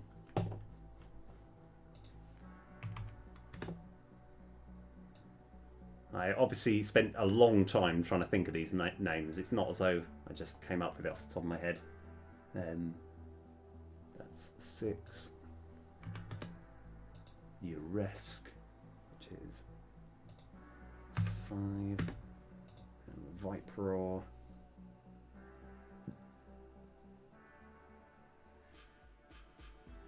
I think it's 3. Yeah. Okay. All right. Now that we've done that, and that was a little painful. I apologise. Right now, we kind of want to move them all into the right thing. So Aquadroid goes into 10, Ball Boy into 2. Let's close all these. I think that'll make it quicker. Balio Blue is in 9, 7.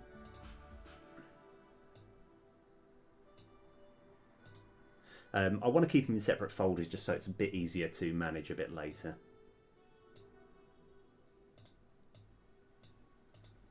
So I'm just looking at this danger level and putting it in the right folder. So whenever we're loading, we can just load them all and it will open up the folders and find it for us.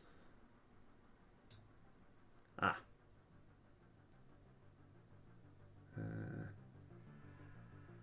Oh yeah, hold on. How do we deal with this?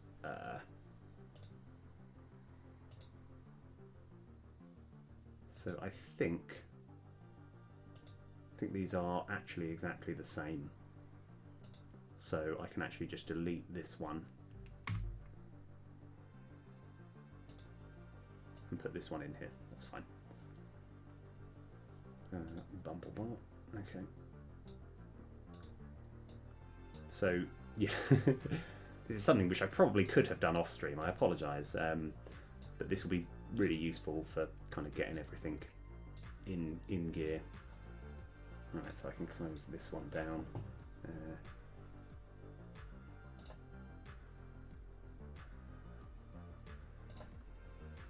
That's fine. But yeah, once we've got this, then I'm going to start actually coming up with the way of it finding all the right enemies. So we get a proportional enemy for what level we're looking for. So 6.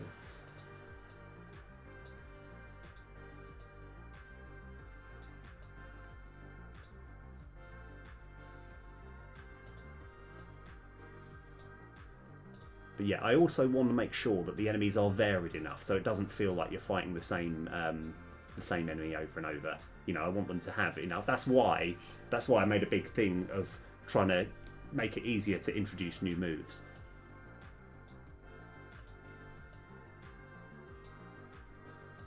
Pretentio.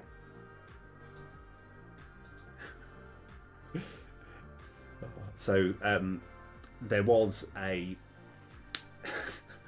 there was a TV show that was on in, what was it, the early 2000s or late 90s called Big Train, and they did a particular sketch where there was a meeting of loads of people dressing up as as William Shakespeare, and one of them called themselves Portaccio. Oh man! And anyway, it's quite hard to explain, but it was a really funny thing. Maybe I should change his name to Portaccio. Oh, we might have a bit of a problem here. Oh no, maybe not. Yep, that's fine. Right.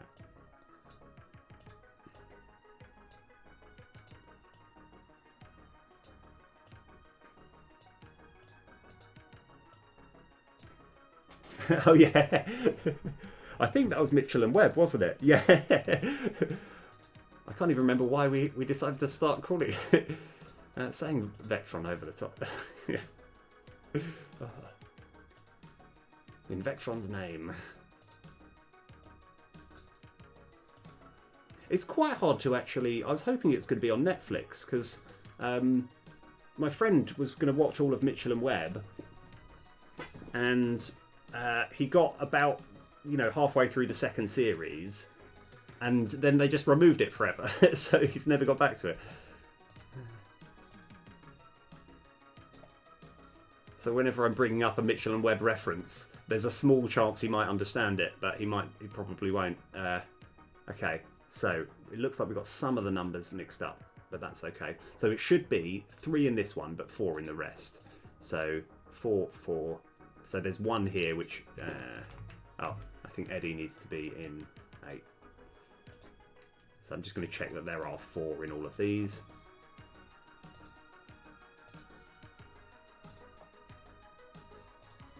Okay. All right. So that's good. Now, and so ideally these are going to be 12s. Oh. Yeah.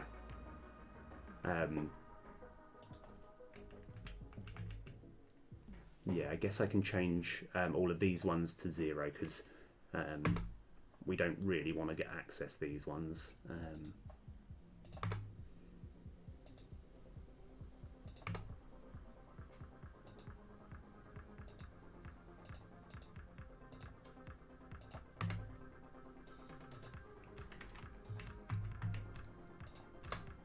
So yeah, I'm actually reusing the danger level for something completely different now.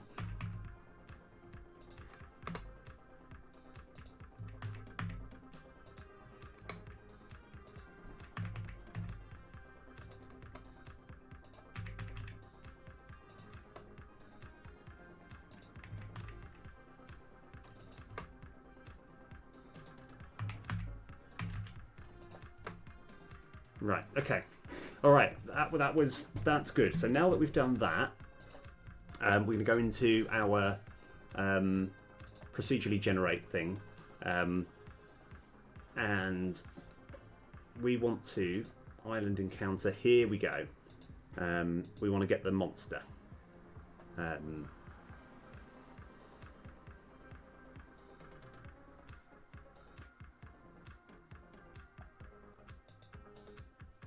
Yeah, okay. And then this is get ordered monster SO.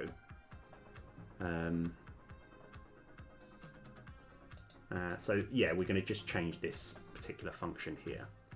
So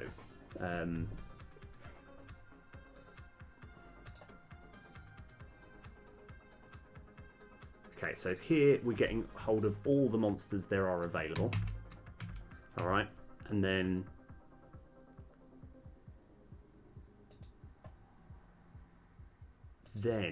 we want to have a new list. So we're going to have a monster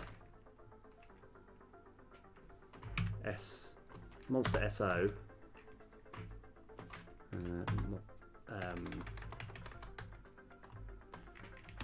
a list of monster SOs. We'll just call it monster list.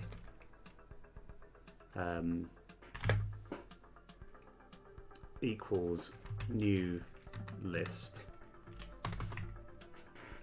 And then let's go through this potential monster list. Potential monster group dot length if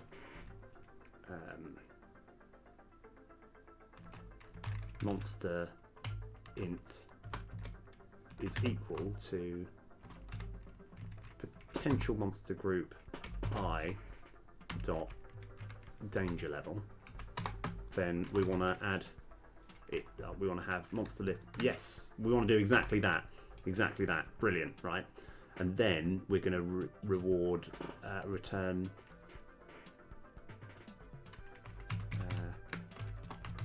monster list random dot range between 0 and monster int dot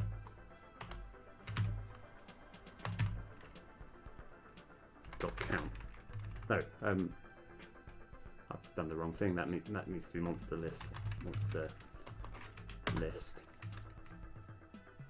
So it should always be 3, but let's go monster int dot count. Keep writing monster int. Okay, monster list. Monster list dot count. Okay. What's wrong with that?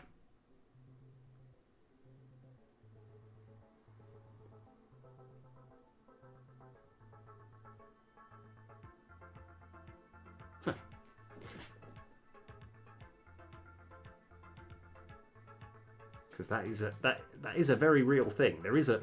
Have I spelt it incorrectly? Has it got to be count? Oh, it's just got to be capital. Okay. All right. So in theory, what we're doing, we're fishing out all the monster scriptable objects, right? Which should be 30. Which should be 48 in theory. And then we're finding all the ones that have a danger level equal to the one that we set over here. Let's go find all these references here. And then we're picking one at random. So it looks like we're calling this one twice. I wonder why.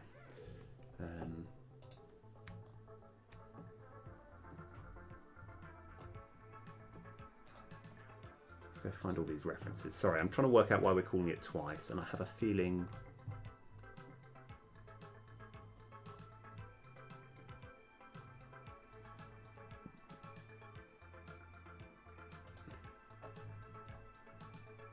Oh. Okay. We don't need to worry about this one because this is the old one that we're not actually using. So just to clarify, find all the references. No, we don't need it. So I'm getting really addicted to the Control KC thing. Control KC of just like greening everything out because I feel like I put a lot of hard work into that. So I feel bad in just deleting it. So now the monster int. So it starts off at 0. So this should work. All right. So let's just see if when we start a map, if it will pick one at random. And I'm hoping it's not going to be the blob. Let's just find out. So just take a sec to create one.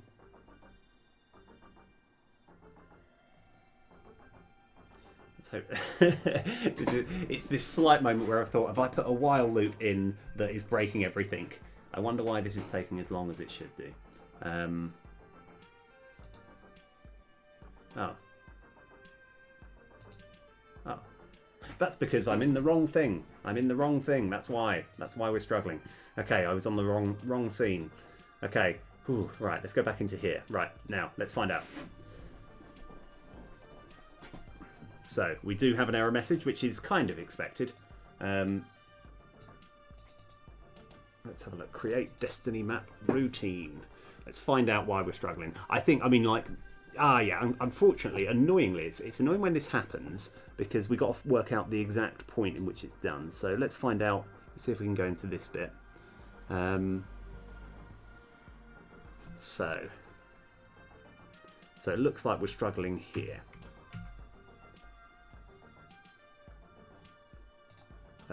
Let's have a quick look at the... Oh yeah, that's fine. And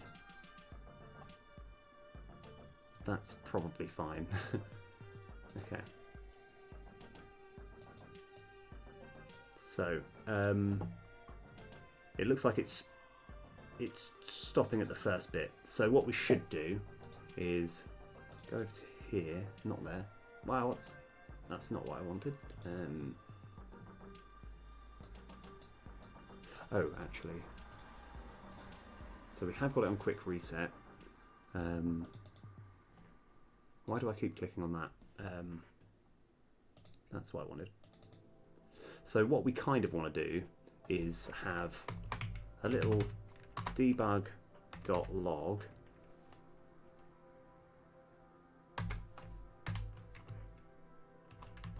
monster list dot count, and kind of also want a debug dot log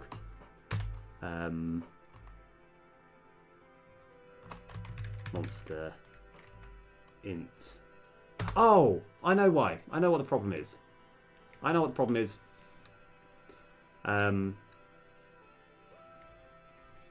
do know the problem, and I think there's a better way of solving this. Yeah, forget it. I know what the problem is. Right, so what we actually need to do is just get rid of all this. And get rid of this. And actually, we don't need that at all. Right. And we find all references. Go over here. So literally, if I turn this into a 1, that fixes all the problems. Because actually... Oh...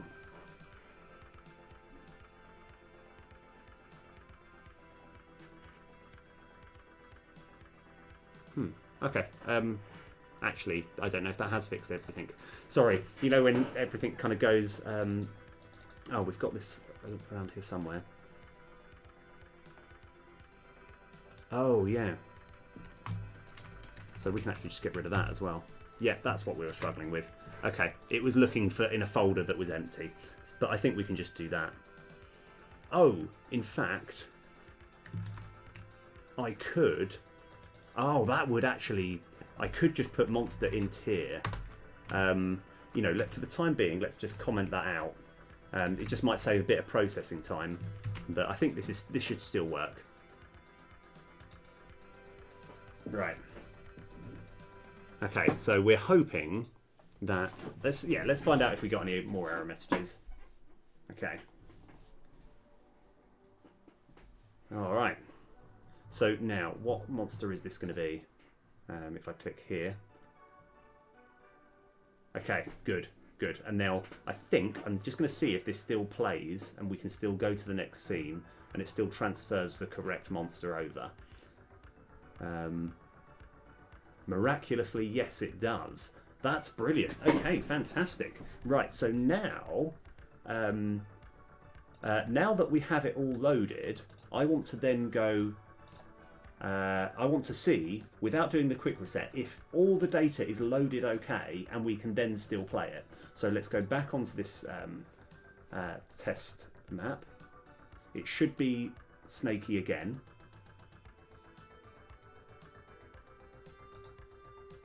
Ah, right, and we have got a problem. That's fine. That's what I wanted to test. Right, so we're on 20 minutes left. So... let's find out what the problem is. So I have a feeling that it hasn't saved the monster enum in the way that we intended it to be saved.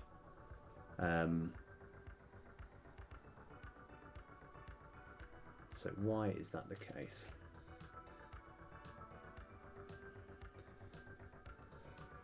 Let's find out. Right, so...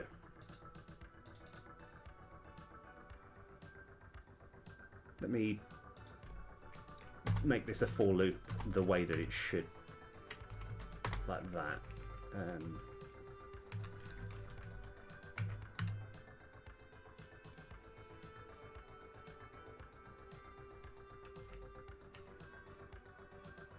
Okay, so it's not... Right, let's find out why that is the case. So, in fact, while we've actually still got this open, we can go on to this bad boy here, game info script. Oh, okay, all right. So the problem that we've got is all the ones where they've got actually monsters, they haven't been assigned properly. So that shouldn't be too hard to wrangle, to fix. I've just got to kind of work out how. Right. So in fact, potential monsters, we can just have this Okay, we need to go into individual plantain. Right, we're going to create another bunch of error messages to then fix them again. So where have we got our plantain?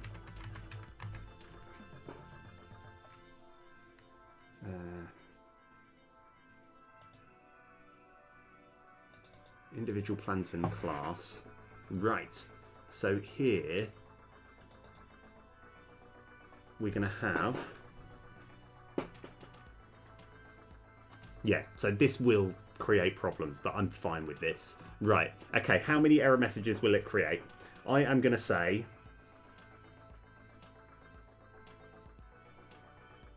71. 71. Okay, so if we actually just change this to monster name enum. Alright. And then we save. Right, 71. Oh, okay, 5. Alright, that's still a lot less than I thought it was going to be. So, I think we're going to create more afterwards. So, data.potential. Let's go. Find our references.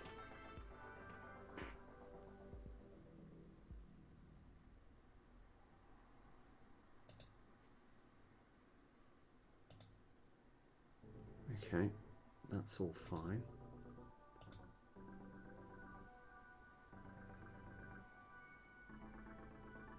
Oh, I think we just get rid of that. Okay. Alright, that should be down to 4. So, equals new monster name enum. Again, maybe I was super pessimistic about the whole thing. Yeah, this will cause us more problems down the line, but that's okay.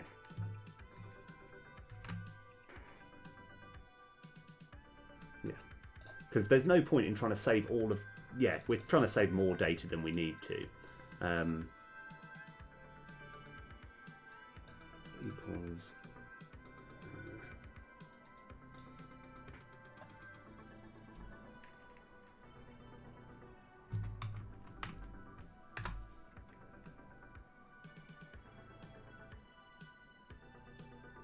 Oh, right, yeah. Okay, I think I see the problem. Yeah, that's fine. A little bit ugly, but that's okay. We can go... all we actually need to do here is say...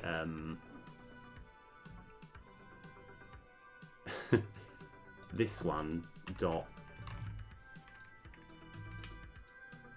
monster enum. And then here we're going to have... What's the name enum? Okay.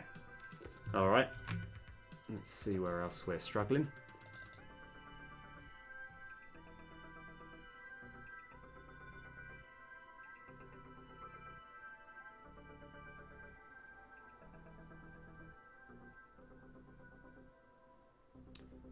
Right, so that is... Let's go to this definition. Okay. So we have got a little problem there. Just got to try and work out what's going on. Right. So we go to definition. Because in theory...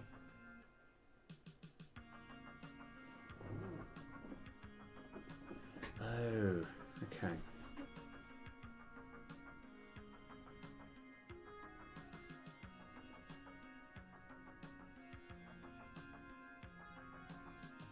So, what are we struggling with? Why is that not? I think that's because that's an array, isn't it? Let's go to this definition again.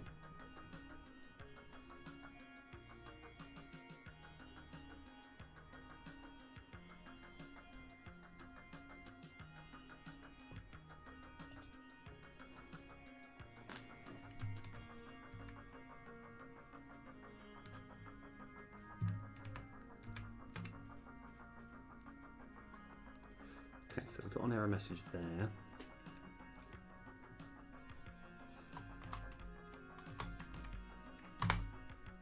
Yeah, okay. So I'm trying to sort of fix things. I think the reason that was giving me grief see what that does. Okay, we're down to 2. I've just got to work out what I would have done here.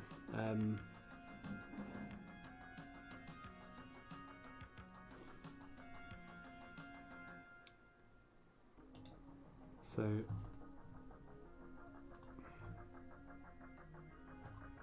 oh, okay. Yep, I see the problem. Yeah, I know the problem. We're going to have a new monster enum. I was just trying to delete too much, so yeah, I was getting rid of more stuff than I needed. That's fine. Okay. Yeah, everything's fine. So at the moment, we've still got an array, even though it doesn't strictly need to be, but that's okay. Right, down to 1.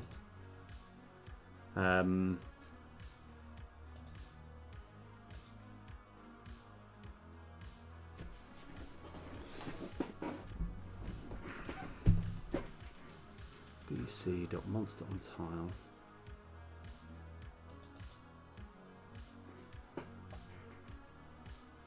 Okay, right. This is gonna be tricky. I think once we've done this, we might be done. But looks like this is like the last one, the last thing that message that we've got to try and work out. So this central island class. Let's first of all let's close all but this, and then we'll go to this definition. Add this to our friends.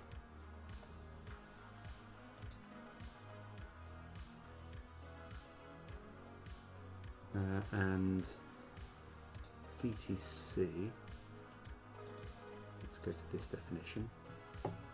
Ah, right, okay, this might create more problems, but that's fine. We're going to change this to monster name enum, monster on tile. And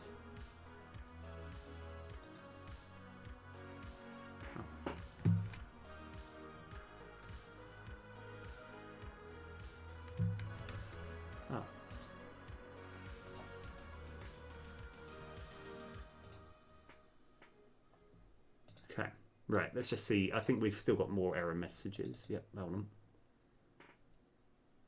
Okay, create map text box. Okay, this is all still fine. I knew this. It's like that sort of one little thing where it's going to fix a lot of things in a sort of row. So let's go to this definition. So what we want to do is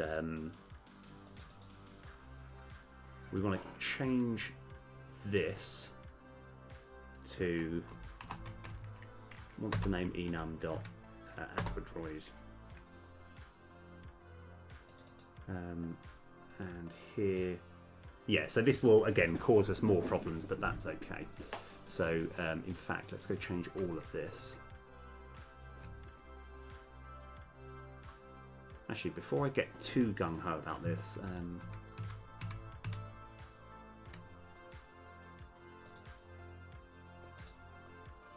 let's find out what we actually need from this monster SO. So create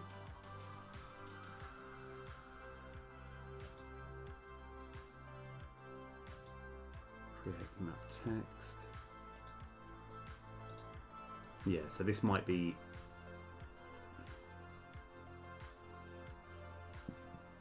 Yeah, that's it. So, right. So what we actually need to do is change this. We need to change this and change lots of other things. So this will be a bit of a chain effect of error messages, but that's fine. So the main purpose is instead of putting in an entire scriptable object as an argument, we're just going to be putting in our little enum as a reference. So let me. We'll call it monster enum. So monster name enum, monster name enum equals dot aquadroid. Okay. All right. So now we want to have monster name enum And over here.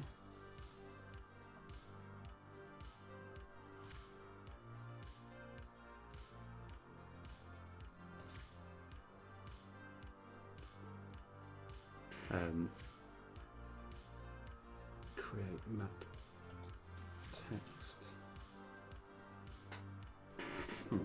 Right, okay. This is going to require a little bit of backtracking here. What have I done wrong? So I'm just going to try and work out. Okay, so if this is back to square one, this particular function here. Oh, I see. Okay. All right, I think. Hold on. I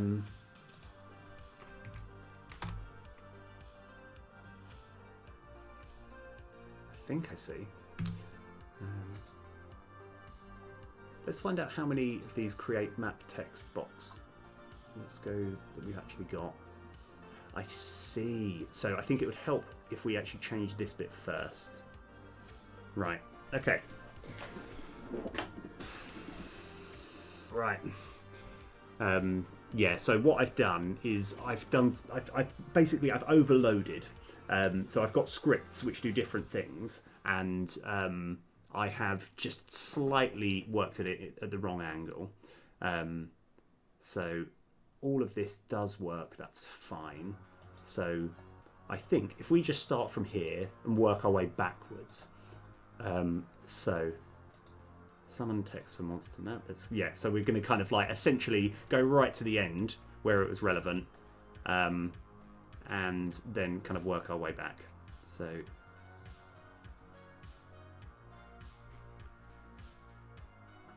we can actually. Oh, or we could. Right, do we do the sensible method? There is actually a really sensible way of doing this. If I just go here, we go back to the error message. I think there is an easier way. So all we actually need to do is go. We just need a way of getting hold of the scriptable object. I've got to remember where that is.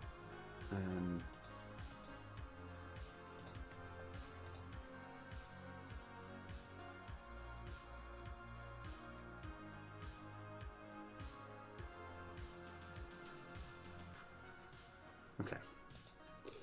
Right. Yeah. So what we want to do is, I know that I've got a function somewhere in one of these many scripts that allows me to essentially get a scriptable object from a monster named enum, but I can't remember where it's from. And I've got no actual trick up my sleeve. I've just got to try and remember. Where would it could be on here. I might have just added it right at the bottom. No, I have a feeling I might know where it's kept.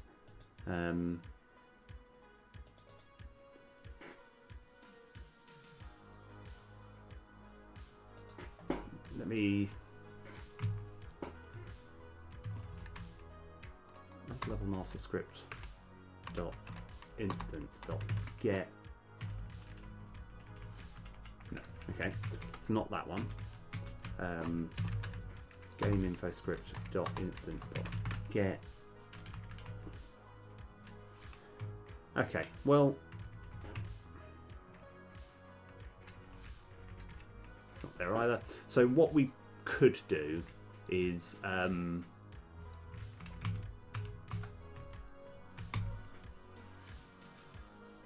we could simply we just need a script that turns this particular monster enum into. Could it be master? Could it be on the master script? It could be, actually. Hold on.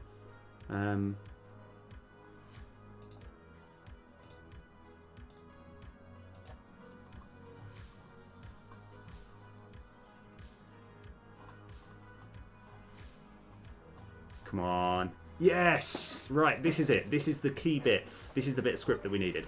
So with that knowledge in mind, it is master. Master. So I just need to go master script dot ins. I got too excited. Instance dot get monster SO,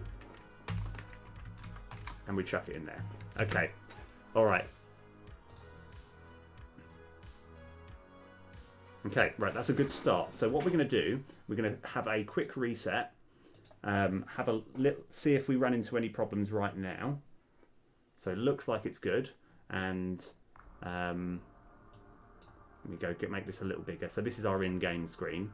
We then summon that, which is completely fine, and then see if we can get into the script okay.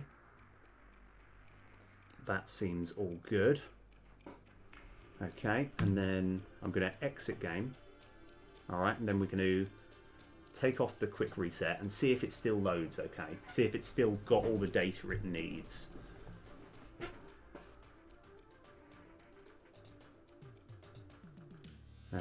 Right.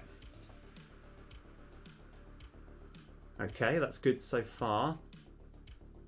And will it still load the correct? So it looks like we're there. Oh, and 10 minutes to spare as well. Okay, all right, that's good. That's good. I've just got to actually try and work out other problems that might occur. So I'm happy with that so far though. Right. So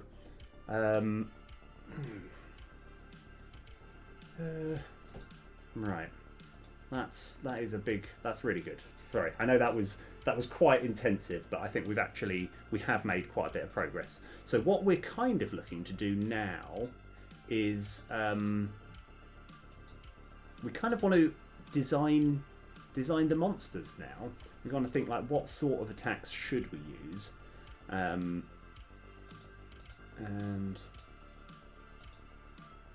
yeah. So I think actually I don't want to, even though I don't want to kind of commit to anything too heavy right now. So one thing that I kind of want to do is so when we actually have a look at the new map, now I'm gonna say it to myself, this looks a little rubbish, doesn't it? I think, I don't know why, I thought, if I have that sort of gravelly look, but these tiles just look a bit rubbish. Well, I wasn't going to say anything, but you're kind of right. Why do they look so rubbish? I think if we hypothetically, right, just hear me out here, hypothetically, we changed the tile, I think it's this tile top, is that the right one? No, not that one. This one here, we just changed it to like one of this, but obviously not quite as big. So we could just go sliced, and then we did 0.5, 0.5. That kind of begins to look a little bit better. But also, this image, I kind of want it to have a bit more, I want it to be, so actually if I left it like that, yeah, it definitely feels better. Like, I just thought it would look better all gravelly, but I think it just looks better without it being gravelly. Right, anyway, I'm going to just do a quick sort of break while I sort this. I want to try and work out, how can I make it look better? Right, let's see if we can use ranges. Okay, good. That's fine. That's no problem at all. See, this is why we do these little tests. So,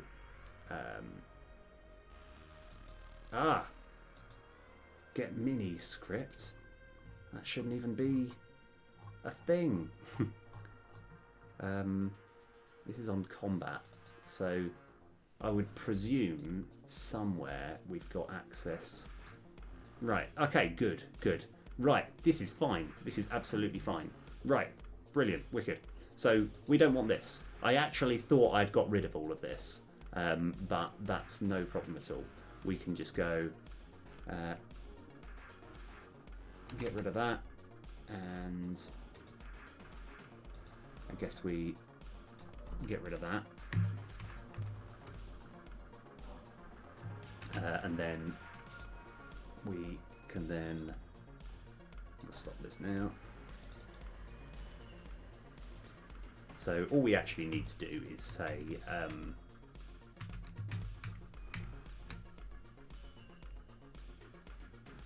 get into the script. In fact, instead of actually getting rid of it altogether. Oh, hold on. Oh, I wrote it down somewhere. Oh, Control KU, I think. Yes. Okay. We're going to have entire monster script. That'll be, and we'll rename this to get entire monster script. And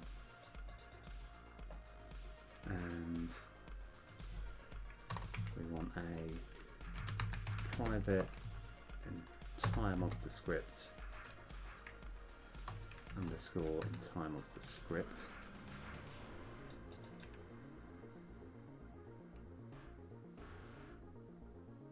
Control C, Control V, V, and V. Okay. Okay. I don't know if that's actually fixed it straight away. So that'll be while entire monster script. Okay. I think we're fine. Let's try that again. Right. So we got to play. I'm actually taking this a little bit. I don't need to go all the way back here, but that's good. These are the sort of problems that we want to fix. So we can actually get back to the original problem of how can I make this look a bit better? Because I want them to be more juicy. I want them to like really kind of like, ooh, I really want to tap it. And at the moment, it just looks quite grainy and a bit rubbish. So I'm thinking I could just make the whole sprite, just put an extra layer of either like a black or white around it, so it just feels a bit more boosh. You know, I want to press it. You know, that's what I want. You know, I want people to be like, oh, I just need to tap it. It's gonna feel good to tap. I don't know. Right. So we don't actually get ranges here, but I might run into some that. Oh, yep. Okay. All of this. This isn't too much of a problem. What I need to do is go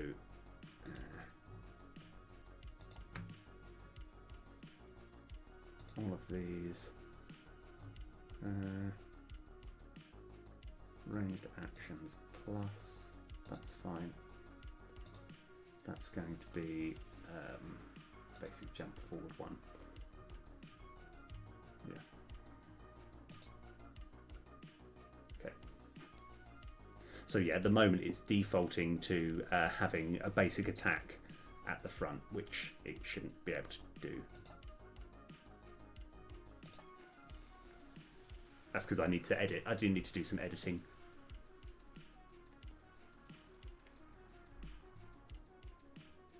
Okay, so it's moving forward one, and we still don't have the ranges to test the thing. Ah, yes, here we go. Right, so will this work all right now? Let's go find out.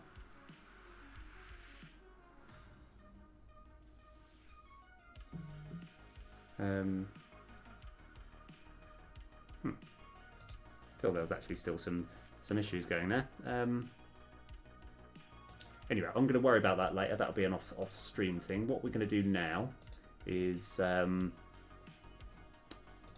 I just want to work out how I can make the Destiny tiles just feel better, you know.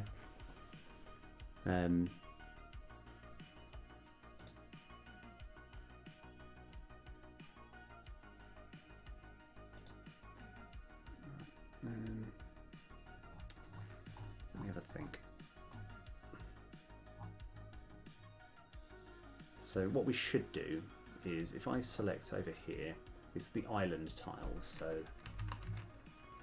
island tile go, yeah. And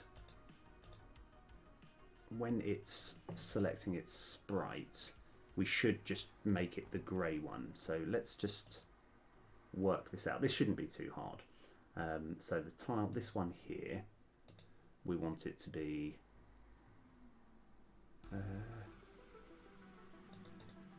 that one, and then we want to slice it and have it as 0.5, 0.5, and yeah, like I kind of want this to look a little nicer as well, but I can't quite work out how.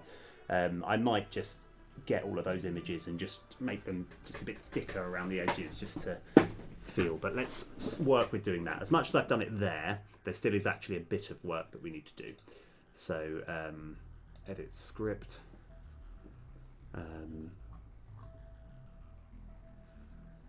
sprite renderer, I think it's the tile SR. Let's go find all references here.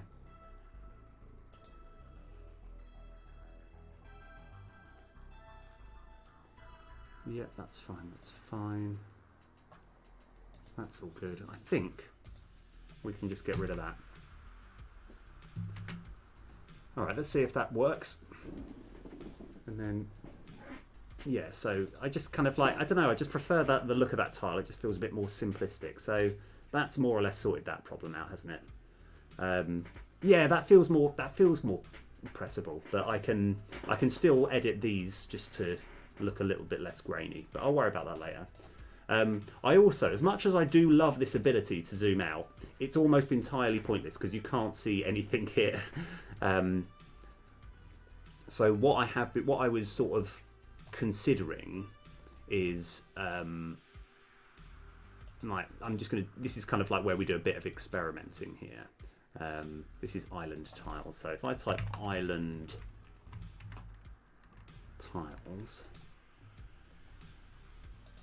and at the moment the scale is 1.5, but let's just say I made it say 4.5 by 4.5. That's probably a bit too big, because on times when you've got more than one tile on an island, I think it's going to look a little bit weird. So maybe if we did it say 3 by 3, let's just have a look.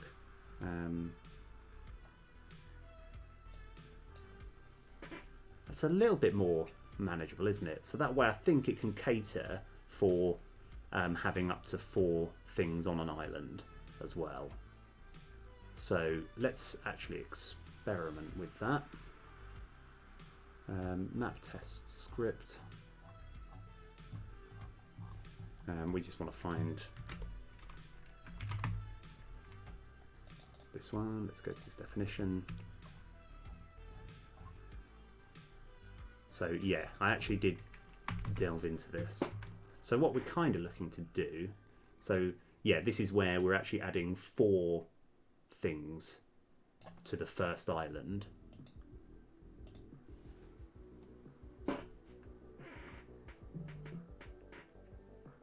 Right.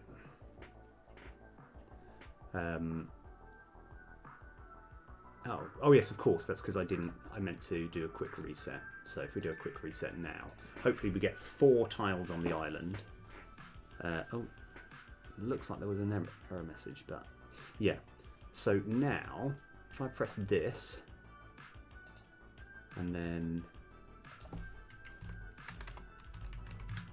islands tile, we can select them all, and 3 by 3, and then just continue. Is that any more manageable? That seems a bit more visual. So, I think while we're like pressing this, it's going to tell. We can tell all of the tiles to just grow in size to be a bit bigger. Does that make sense? Is there a better way of doing that?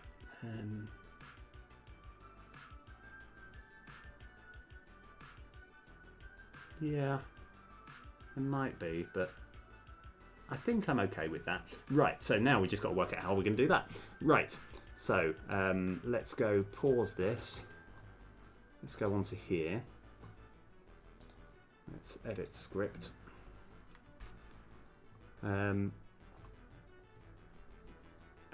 sort zoom. So this is when it's activating. If sort zoom. Let's go to definition. Okay.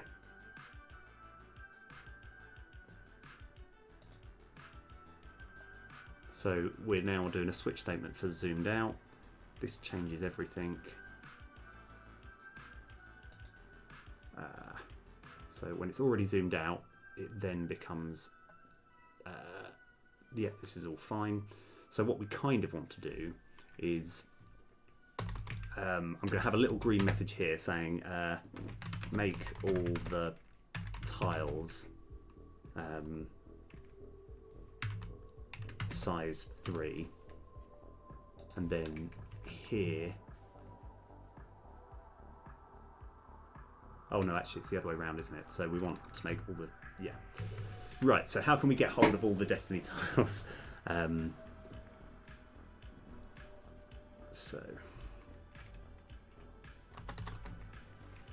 So for, it's I equals 0, I less than central island class. Oh no, it's not quite that. We just need access to, how do we get hold of the island, the Destiny boxes? I think it'll be around it. Let's have a look. So, got to remember where I'm saving it. I think it might be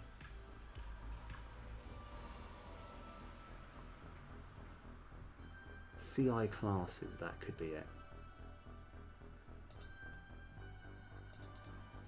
That's probably it, isn't it? And Destiny tile scripts, boom. Okay, we got it. Right. So, I've just got to work out where I was.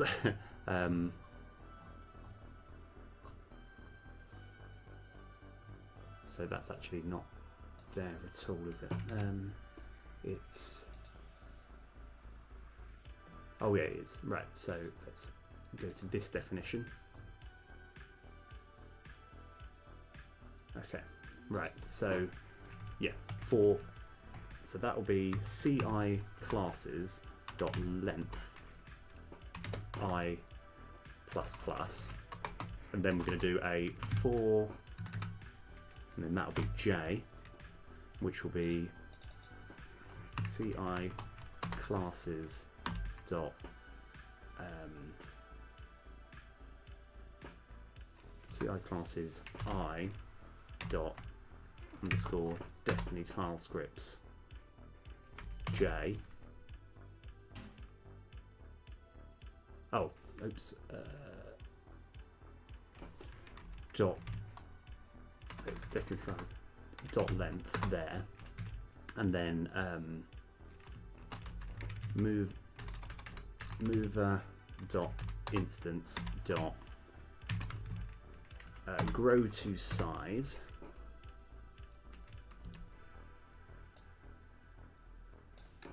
just see the I dot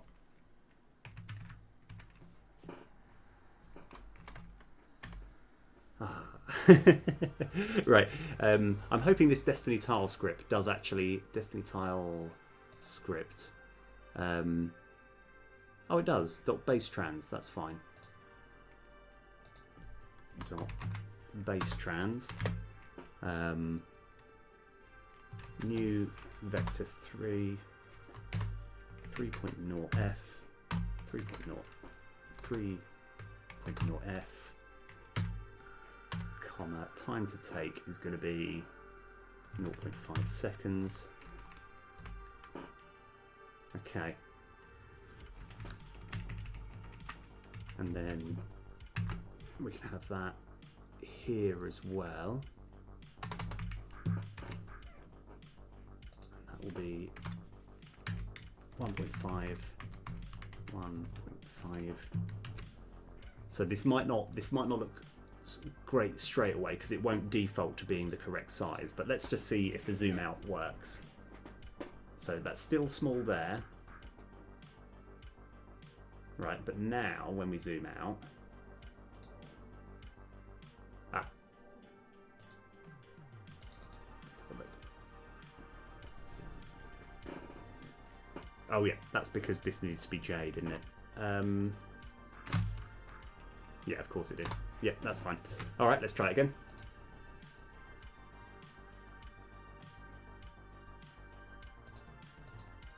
Okay.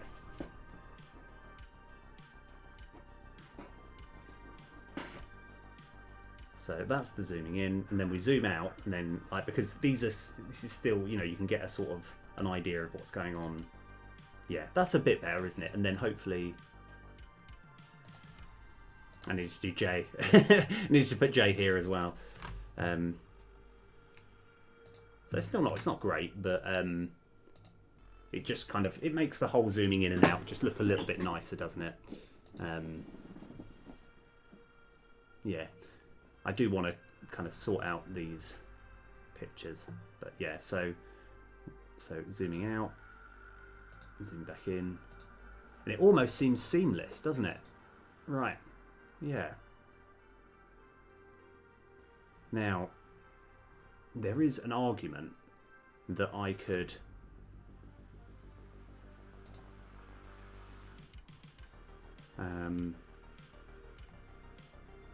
yeah, there is an argument that I could also kind of like make it a little bit bigger, but I'd have to move these outwards.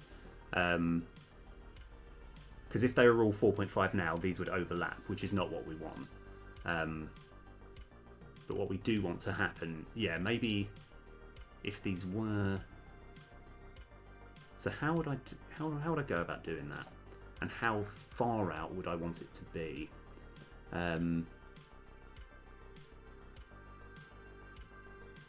Let's actually do a bit of experimenting here. So at this precise moment, this island tile is, as with all the island tiles,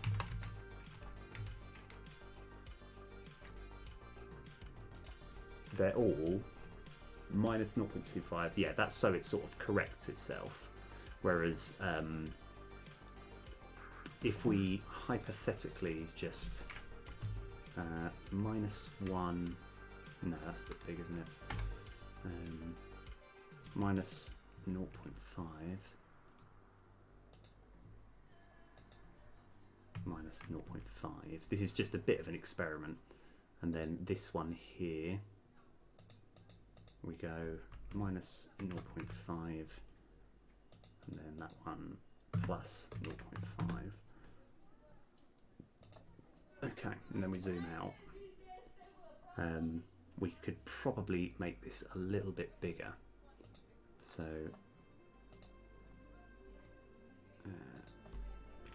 4.5, 5, and this one here.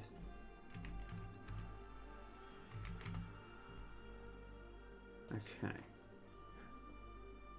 I think I prefer that. So we just need to find its find the actual position that it needs to go to. So plus 0.5 feels like plus 0.5 on the local feels like the best place for it to go. So what we can do, this is hopefully going to be pretty easy to do. So we've got this X and Y range. So what does this mean? Let's go find all references.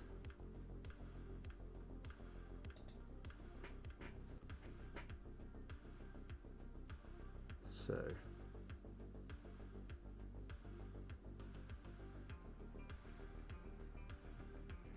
-1, yeah. So this is quite significant. I've just got to kind of check that I've got my numbers correct. So what we want is 1, 3, 5, and 7. Okay. Right, now I've just got to find the place that I was at because I've lost it. Control MO, sort zoom routine. So over here, so J is going to be 0, so it will be J times by 2 plus 1. So int offset equals J. Offset times equals to 2. Oh, actually, no, I don't need it here. I need it somewhere else. I need to put this down here.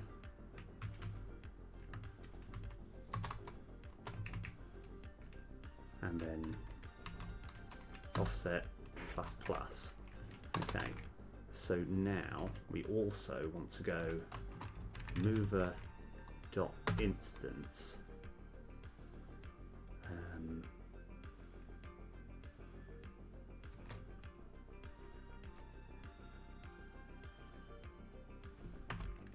dot move to point local, and that will be this same thing here. Control C.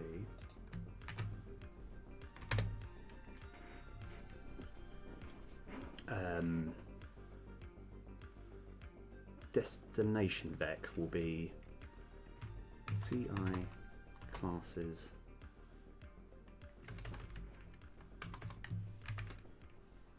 dot local position plus new vector 3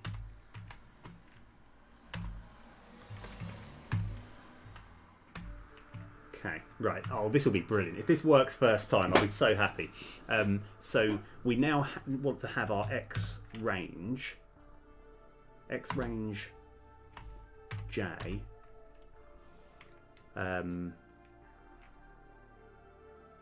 times by, we're going to put 0.5f, and then y range 1j times by 0.5f. And so we're sort of slowly going to make it a lot nicer. So here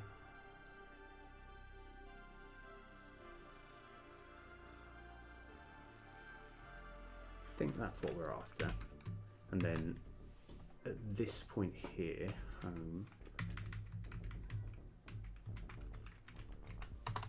we just literally just need to go back to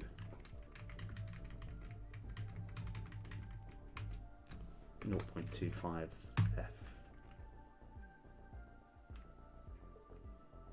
Oh, actually, it might be, I can't remember if it was minus 0.25f or not, but let's see what that looks like. I think,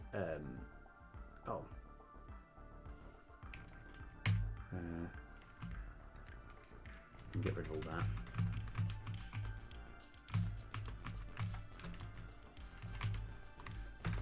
And then comma 0.5 that's how long it's going to take.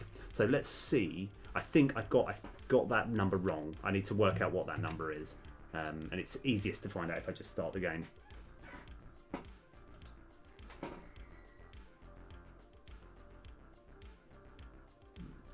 Okay. Minus 0.25. 0.25. So that needs to be a minus. Okay. All right. Oh, and the whole reason we've done all of this is this needs to be 4.5. That's quite an important thing to do. Okay. Right. Is this gonna be everything I always imagined? Is this gonna follow the dream? Is this gonna look great? Is this gonna be the best looking zoom in and zoom out function you've ever seen in your entire life? Right, okay, right. Be prepared to have your mind blown. Okay, all right, no pressure whatsoever. Come on.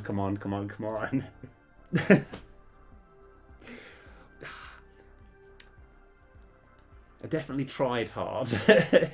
Okay, right. I don't think this is as bad as it looks. Right. Okay, that's fine. That's fine. We just got to work out where we went wrong. Okay.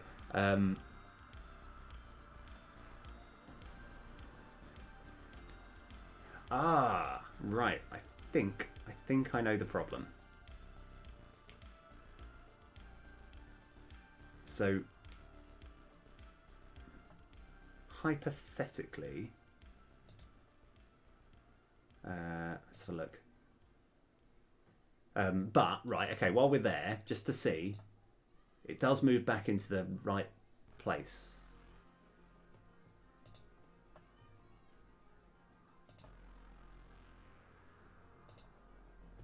Oh, wait a sec. Okay, alright, I think I know the problem. So if we press play again, okay, I think I see what went wrong. So all of these actually have a different local vec.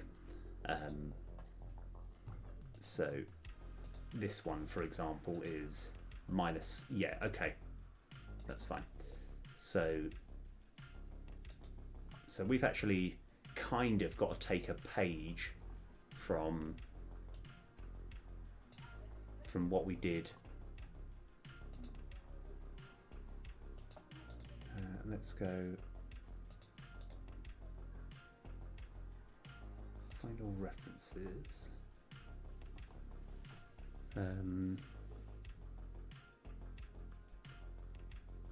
So it's not that one,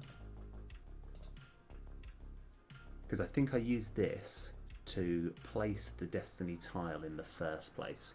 So that's okay. We've just got to kind of like essentially work out what we did to place the Destiny tile, and then go off of that.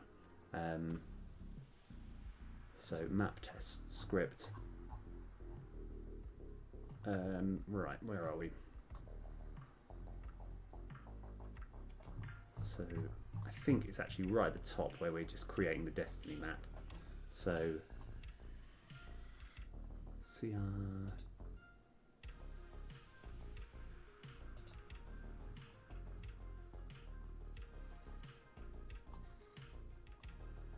Okay, when are we actually creating our Destiny tiles? Let's go. Let's all this. Go to definition. This is all fine. Find all references here.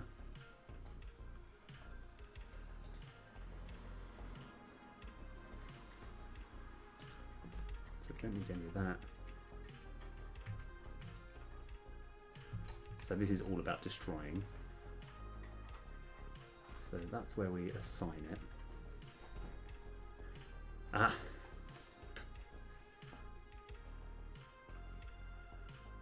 Oh. So that looks good. I must have made a mistake somewhere. I think I've just assigned the J, because that is essentially what we're looking for. I can just copy that. So let's go back to this sorting zoom ordeal. So Control V, and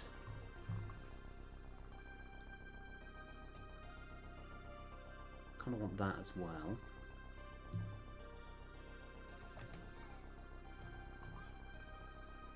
So I think that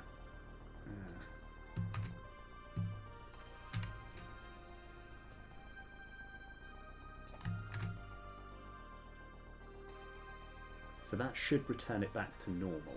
Let's see if that does return it back to normal. So we're not going to worry too much about anything else. We just want to see if it does return it back to normal. So it's still, the zoom out is still going to look rubbish, but I want to see if they still go back in their same places. So that's roughly what we're looking at now. So that's still going to look weird. Oh, they still don't. Ah, it looks like we did run into an error message. Okay. Oh yeah, that needs to be J.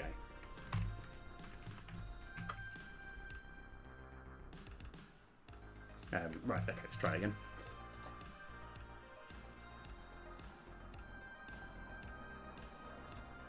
So I think that was why it didn't work the first. That's why it didn't work this time. So hopefully now it should be all right. So zooming out, looks rubbish, but zooming back in, it moves to the right place. Okay, that's good. We're close. We're close now. I think I've just let's go copy that. I just feel like I've got something wrong here.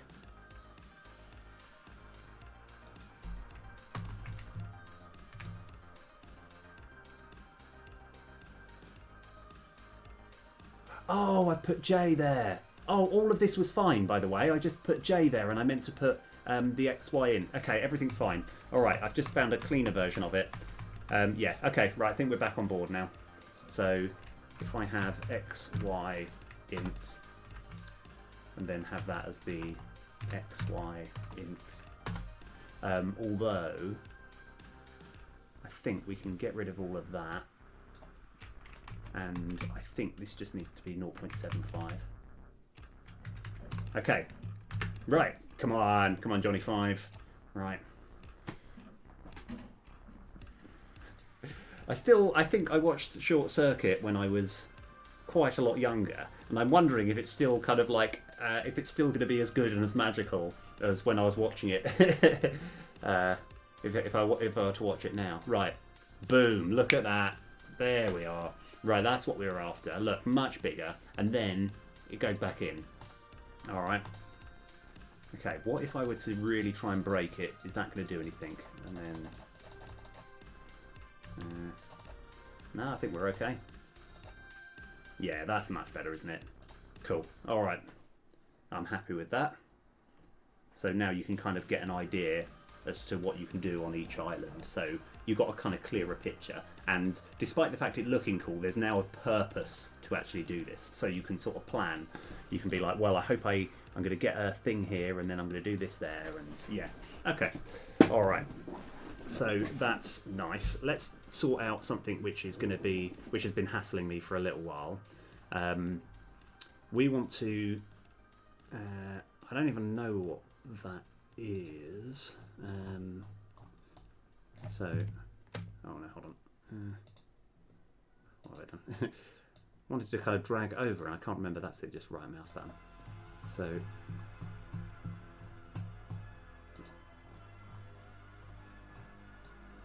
yeah. So what we want to do is we want to change this one, whatever's putting this picture out there as a bag, we want to change that to a treasure chest, and we want to change this to a treasure chest. Because these are the bits where you get like loot, where you get sort of loot that's outside, so they're quite exciting.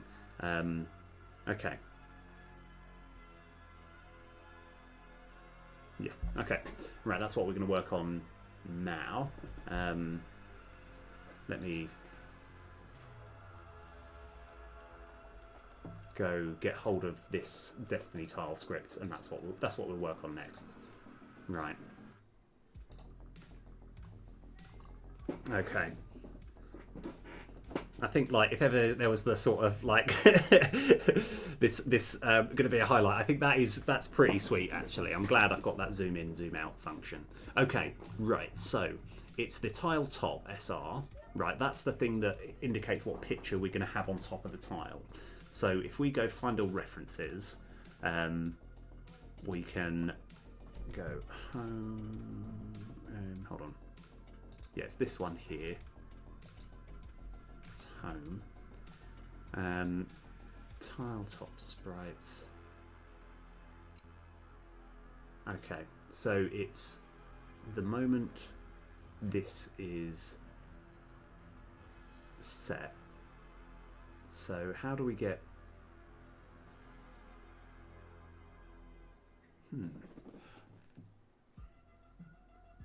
Oh, okay. I think I see the problem. I mean, this is a way more complicated way than it needs to be. So I'm actually essentially turning it into an int. Yeah, this is a bit precarious. Tile top sprites. So we probably need a better system.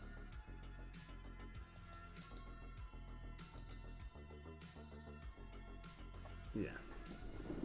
So let's go while we're here as well. Case island counters dot mid chest. Let's go fit this at the same time. Info string equals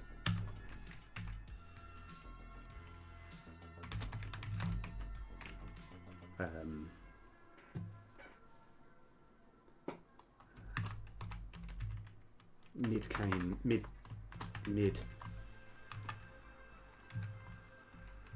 campaign chest. I feel I may as well sort this out at the same time. So this will be, and this will be the end of campaign chest. Okay, so that's one thing that I didn't need to sort out, but I have, which is good.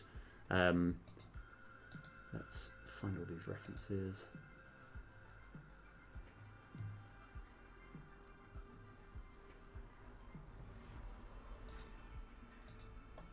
Yeah. Okay, so we've got this tile top sprites. Find all references here. All right, we need to probably make a script which is saying get the correct tile top sprite. I mean, I could try to, but yeah. So on here we need a tile top, get tile top sprite. So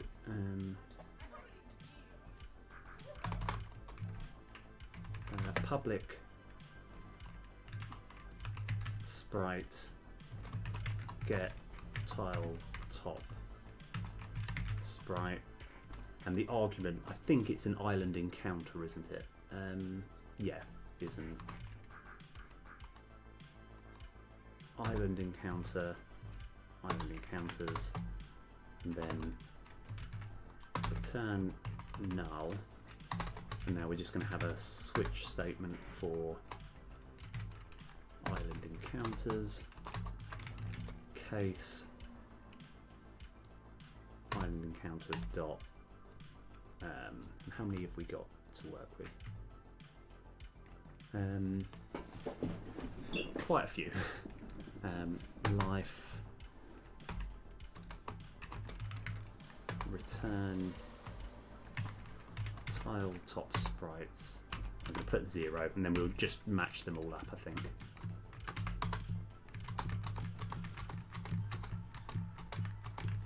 Let's just see how many we got. Life shop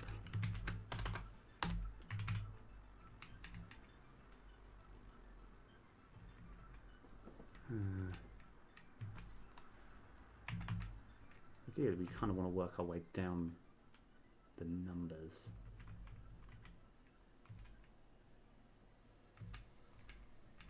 So whatever is 2 here. Okay, right. Yeah, so that will be add card, add construct, end chest. I think that is actually life. Mid chest. Oh no.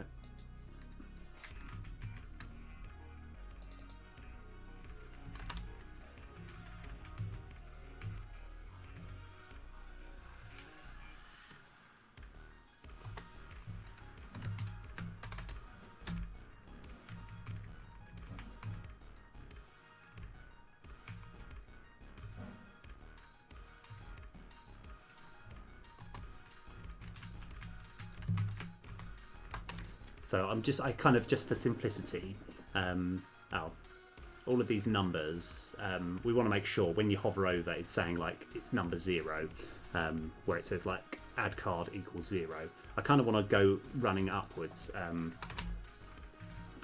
So I've just got to find which number 2 is. Upgrade card.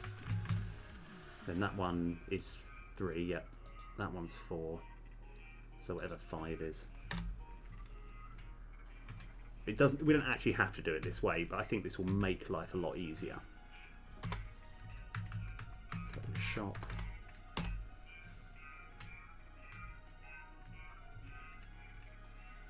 Monster. Right.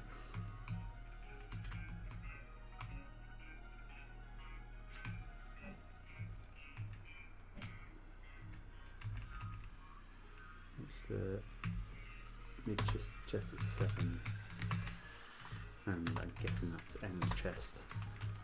Alright, and we've just got to kind of now just work out the pictures that go with it. So like we've got these tile top sprites which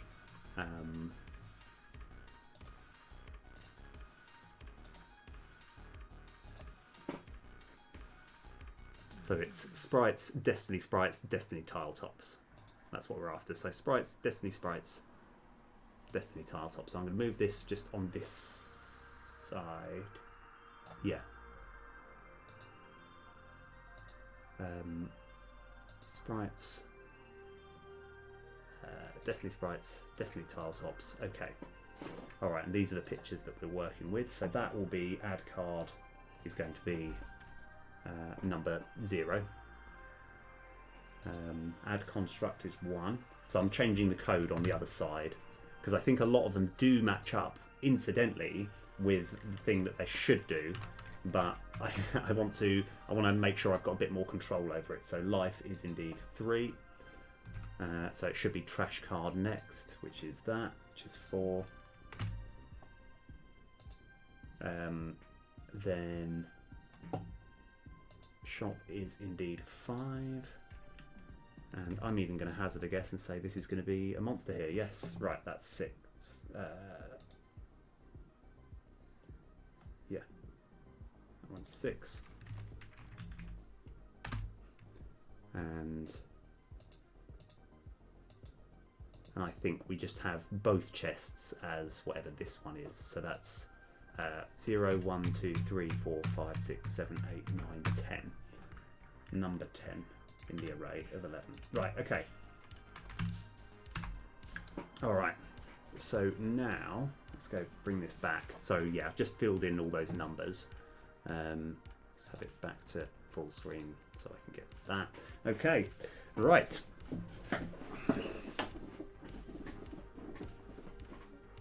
So, no. Oh, it's because we haven't actually done it yet. All I've done is make this, but we haven't actually used this at any point. So that's easily sorted. So we need to save that. Find all references. And it's on here. So we actually just need to have DTC. We actually need to go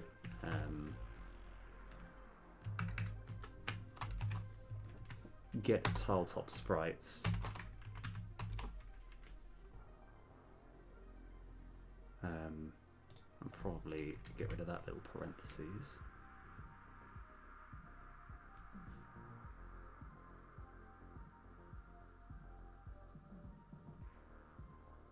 Oh, it doesn't need to be an integer. I think we can just do that. got far too many brackets here. I don't need any of this. Right, okay, I think that's good. Alright, let's try this again. So hopefully, I mean, all of this was just so that we can see a chest, and we should ideally see one at the bottom left. End of campaign. So it's looking good. Yep, that's fine. All right, and then let's go test them all. So that's where there's a chest. And just to confirm, I want that as... So it goes 1, 2, 3, 4, 5, 6, 7, 8, 9, 10, 11, 12, 13, 14, 15 is there. And then this one here, even though you can't see it, you're going to have to trust me, this is an end of campaign chest. Okay, all right. So now what we're looking to do... In fact, we can test this now. We can test to see if we get a level 2, a danger level 2 monster when we're here. So let me just add... let's go back down here. Add all of this. Yep, we've got that to our team. Then get another one here. Add that.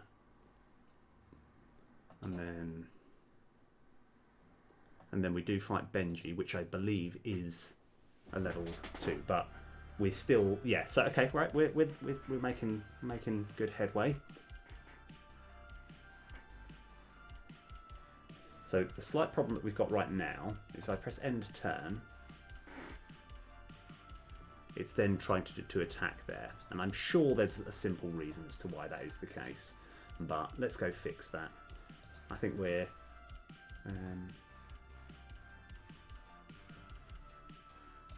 have a look at Benji.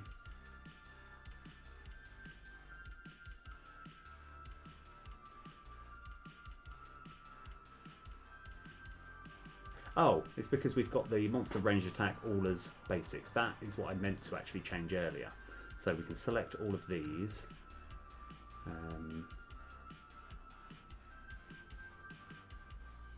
And actually, I won't worry about that quite yet. But yeah, so they have essentially all got to be ranged attacks, but that's not too much of a worry. Right. So now, right, what we're gonna do now is we're gonna so this is where it gets interesting, right? Because I've got like I say, there's 36 different monsters that I've made, right? And they've essentially been 12 different sprites. But what I quite like the idea, I like the idea that, like for example, Blobbo and, oh yes, Lakia. Oh, rock and roll. How's it all going? Yes, awesome. Yeah, I tell you what, we've had a nice little stream actually. You missed the painful, boring bit where I had to assign the danger level to all of these. But like we've got as far as right, like so at the moment all these tiles are small, but I'm just quite happy. I've created this where the tiles, like, can you see they get bigger? And so when you zoom back in, they sort of shrink down, but it just seems quite fluid. Yeah, that's what I've been kind of working on right now. And what we're going to work on next, I think, is trying to make monsters balanced. So you fight 12 enemies, and it's essentially going to pick one from each of these groups. So the first one will be one of these 3, then one of these, well, one of these 4, but there is actually this one here. It doesn't. One of these doesn't count. Yeah, this one here doesn't count. So it's like basically it's going to pick one of these from each of these.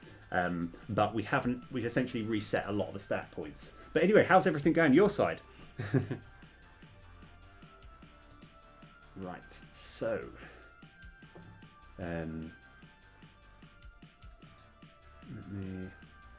so I think now that we've actually done all of this, I kind of now I've got to work have a sort of good sort of, you know, think this through slightly, but I want to make a whole new move, and I'll see how difficult it's going to be. It's going to be called so it's not ranged. It's going to be similar to Rage, getting attacked by flies, except Fair play.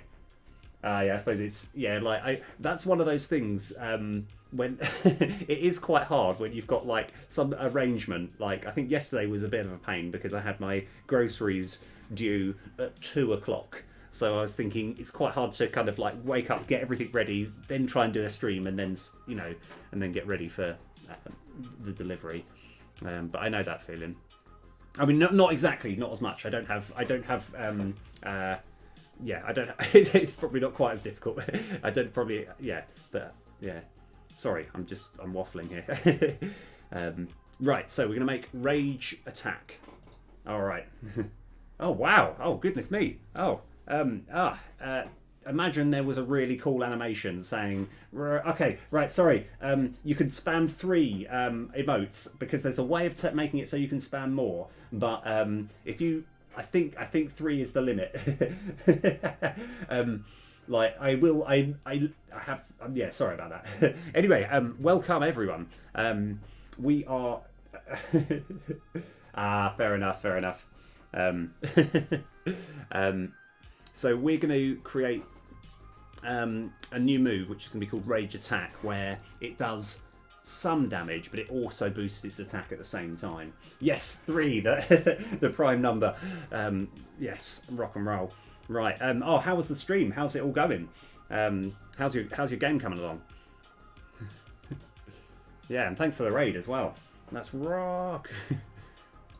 So if I go duplicate this.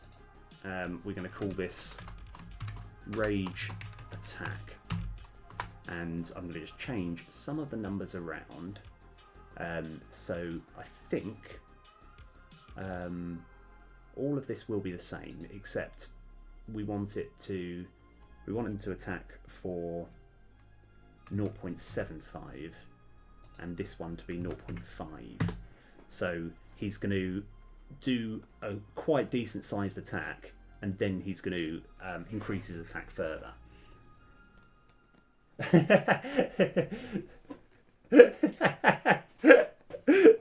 Oh. That's kind of essentially what I've been working on as well. Right, I need a good excuse to try and show off my new thing. Let me yeah. So I'm working on. So I kind of want to do this before I. So if we go Rage Attack, okay, and we'll cross the bridge as to what that's actually going to do in a sec. But so that's fine. Control S. I just wanted to sort of keep that there. Didn't think that's going to. Yeah. So yeah, I've just been working on the zoom in, zoom out function just to make it look a little nicer. And I feel, given that I've just raided, I've just bored loads of other people, but I'm just quite happy with this. So if you look at the size of the tiles, they actually sort of move out, so you can kind of see them a bit clearer, because the actual size of the tiles does change as you zoom in and out. So yeah, that's been I would say that's the biggest, like, as much as I've done lots of like kind of a few boring things this stream, that's been the most sort of rewarding one. And you can sort of hover over all the stuff. Yeah, I know. So what we're going to do now, we're going to do Rage Attack. Rage Attack. And it is not ranged. And we kind of want to... well, I kind of want to give the blob an ability to actually use the Rage Attack. So... how are we going to get to that? So if we go into our scenes, main game, sure, and we want to, on here, we want to fight Blobbo, and while we're here as well, we want to give him one of the ability to use that Rage Attack. So resources, monster, I think Blobbo is in number 1. So it's got its basic attack, and I want to add another one, which is going to be Rage Attack.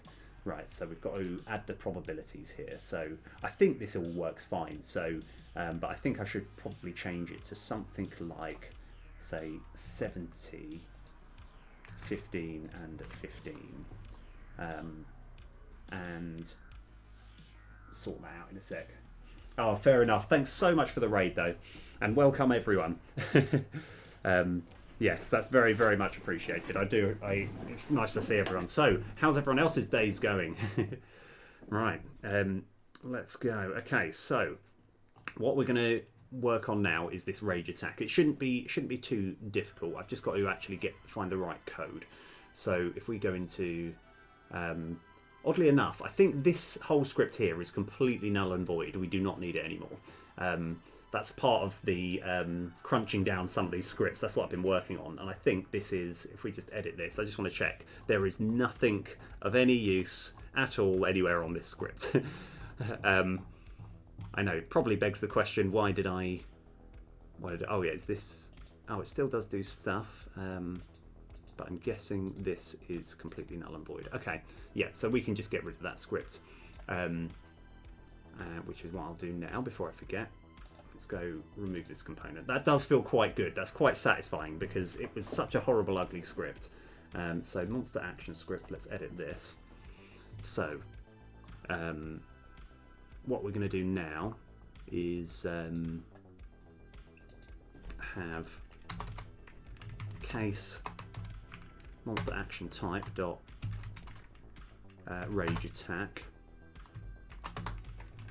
break, and we're going to have we're going to do, in fact, there is a chance we might be able to just do exactly the same thing as we do for rage, but I'll double check that. In fact, let's have a look.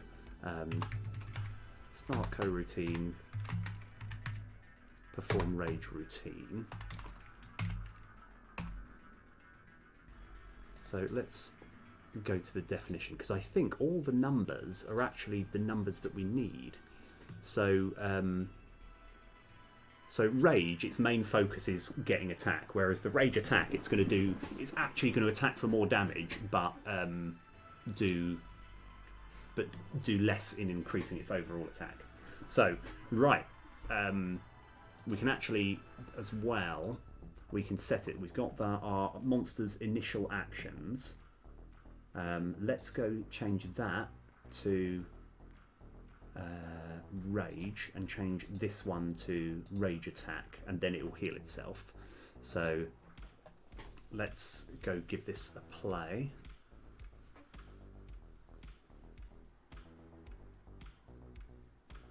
Right, yep, so that's all fine. I've given myself a deck that's a bit too strong right now.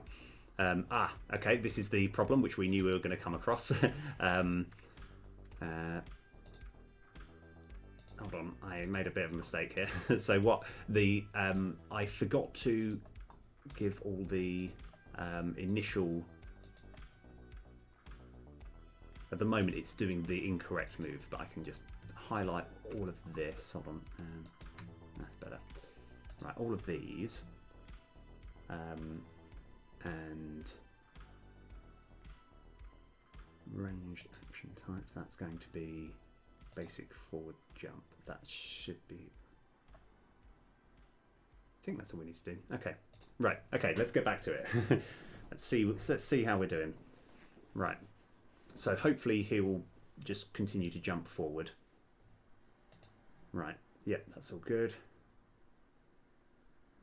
Oh yeah. So what we're testing to see now is. So, oh yeah, of course, I need to work out a way. Actually, where would make the most sense to put this? Because this is kind of like, so this is going to gains attack for 5. No, yeah, attacks for 5 and then gains 10 attack damage. So if we actually just analyse it, I want to just check that the numbers are all the way they should be. So let's go have a look at this bad boy. And we've got our this one here. Right, this is what we're keeping a close eye on. So the attack is 17. Oh, in fact, yeah, what move is it actually doing? I can't remember now. So it's 17, and yeah, so it's 17. So he's going to attack for 5, right, and then he's enraging himself for 10. So it should now be 27 attack, which it is. But now he's going to do this one, which we haven't actually named yet, but it's going to be the same, except for he's actually doing a higher percentage of damage. So he's doing 75% of the 21, but he's enraging. He's only getting 5 this time. So yeah, so this is actually still quite punishing here. All right, now we got enough defense, right? Ah, and he didn't attack. Okay. Got to work out why that is the case. There's probably something very obvious that I've missed. Oh, I might not have just saved that there. That could be the problem. So, yeah, let's give that another shot. So we just need to just wait for it to get all the way through. Right, yeah, unfortunately, because my game is in a certain state right now, I would love to do a little campaign so you can kind of get an idea. But just imagine Slay the Spire, except you're defending a town and that's populated by beans.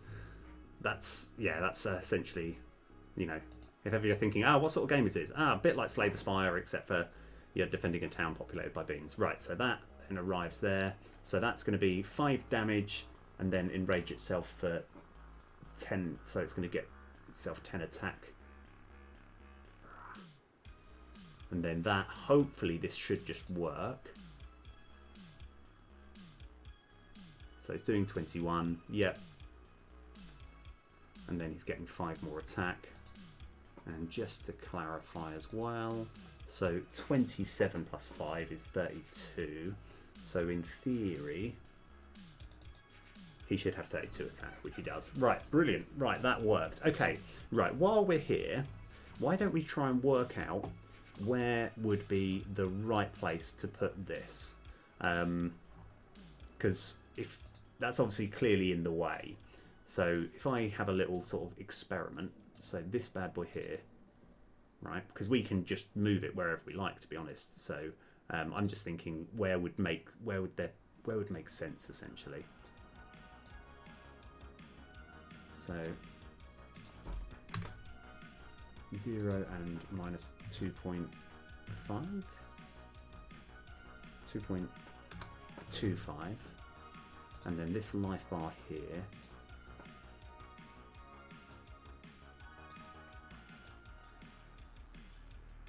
Got to kind of work out exactly where makes sense. So let's just say that was minus 2.75, and that's minus 1.25. I think that looks okay. So we just got to remember those numbers, and then we've got to tell it to move there. So just so we can look, that looks slightly better, doesn't it? So you've got your life bar, his life bar, and then you can easily hover over. I think that looks okay. Right, that's what we're going to. That's what we're going to work on next. So at the moment, I have dragged them over there, but we need to do that in code essentially. So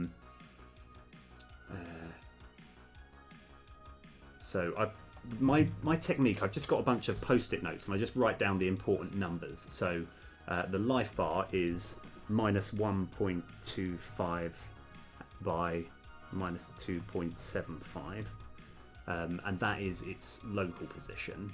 And then the monster symbol is 0 by minus 2.25. All right, now I've got that written down, I can start implementing that. Right, so let's go into here. Let's edit this. Edit this script. Let me just stop this game as well. And then I like to close all but this, so I've got a bit of a clear view. Right, so now where are we? I think there's actually a little bit of code somewhere where I've got move to base routine. So this is where I just make the size a bit bigger. So I think about here is where we're going to have. So if I got access to the life,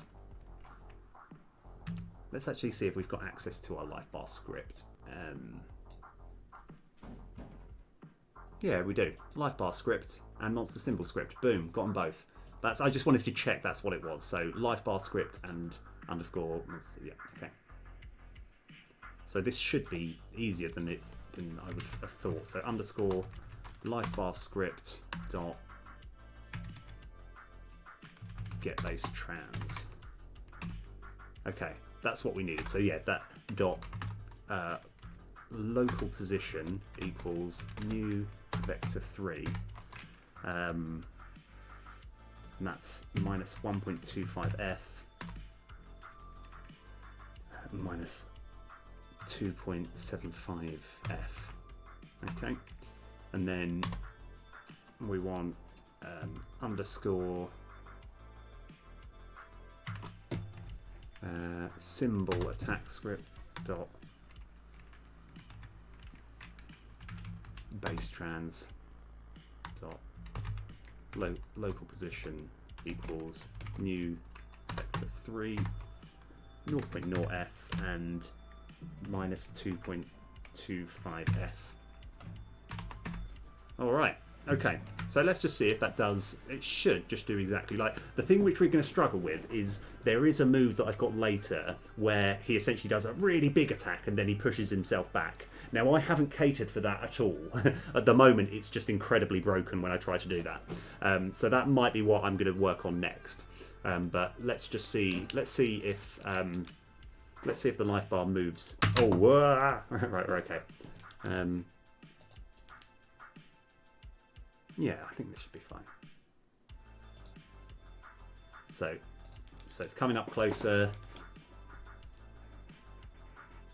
Getting closer still.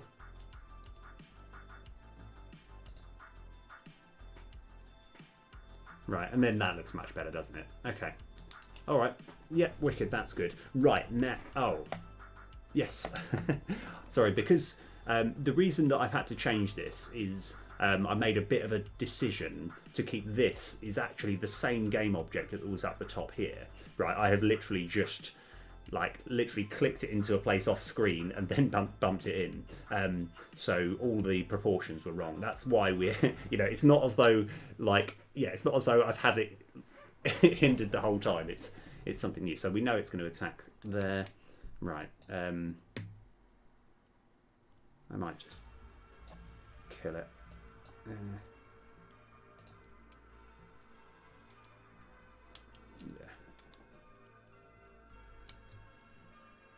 it's enraging. Right, so we've got enough defense so that I can get this and just get some more defenders out here. At the moment I've got a bit of an overpowered deck, so this is why this is seemingly quite trivial. I've intentionally given myself a way too strong deck. So let's get more of these rangers and some defenders. So we're going to attack him. He's going to do a bit of damage, but all our defenders block it. And it's healing up.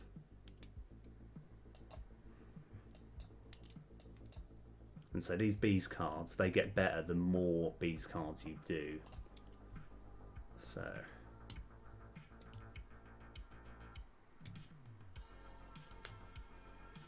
right, and I think we can just finish him off now with these rangers. Right. Oh yeah, and then we just get to here. Right. Anyway, worry about that later. I still haven't actually made a good victory screen yet. Actually, no, I had. Oh no, maybe I haven't. Yeah. I think we're an error message, yeah, because I forgot about the whole victory message. Anyway, that's all good. Right, we are going to sort out how Hyperbeam. I think I've got enough stuff now so that it should work. That it shouldn't be too hard to do. So Hyperbeam is. So first of all, let's go make this one. Let's go make our first initial monster attack as Hyperbeam, and then we're going to have a look at instant action.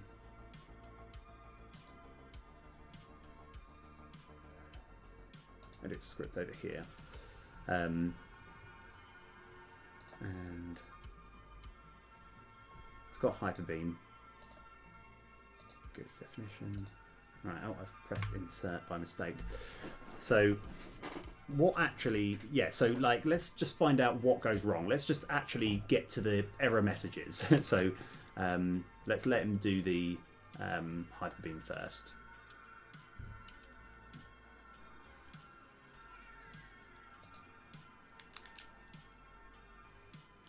So it's going to go for 26.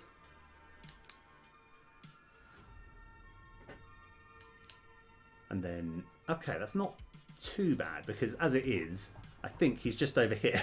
So I actually wanted to move back and then click to the right place. So we've just got to work out how we can actually do that. So I was really hoping it was going to create some error messages. We don't need that anymore.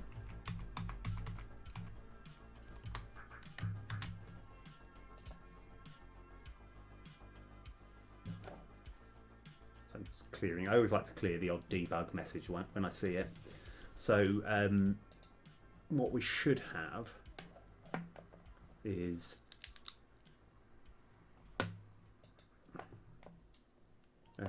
if we go into the entire monster script, I think we we just reverse engineer this. So we're going to copy and paste this, but kind of change everything about it so it does the opposite to what we want it to do. So, in fact, let me.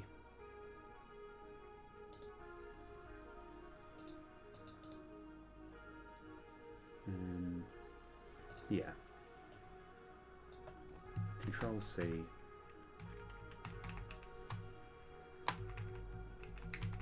Let's go get it. I like to leave a nice, so move to map. This will be move to map routine.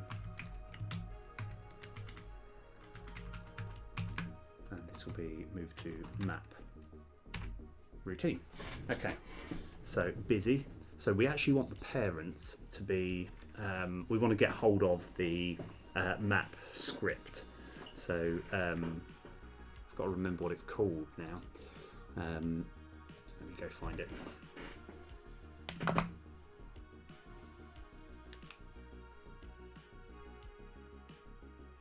So if I just pause this, so this whole thing, this whole mini-map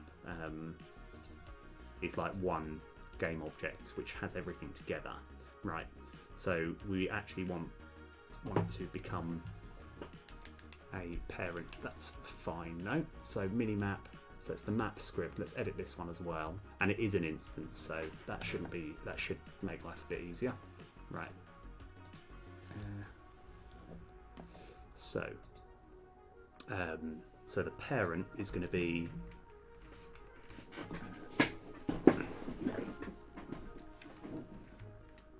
and I think we actually need to worry about that a little bit later actually. So it's going to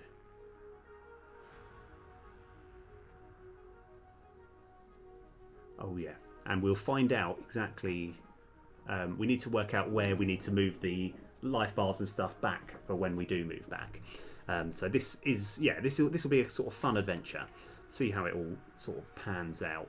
So before I continue, I'm just going to see if I can play. So we can just find the local numbers, the local vectors as to where they're supposed to be. So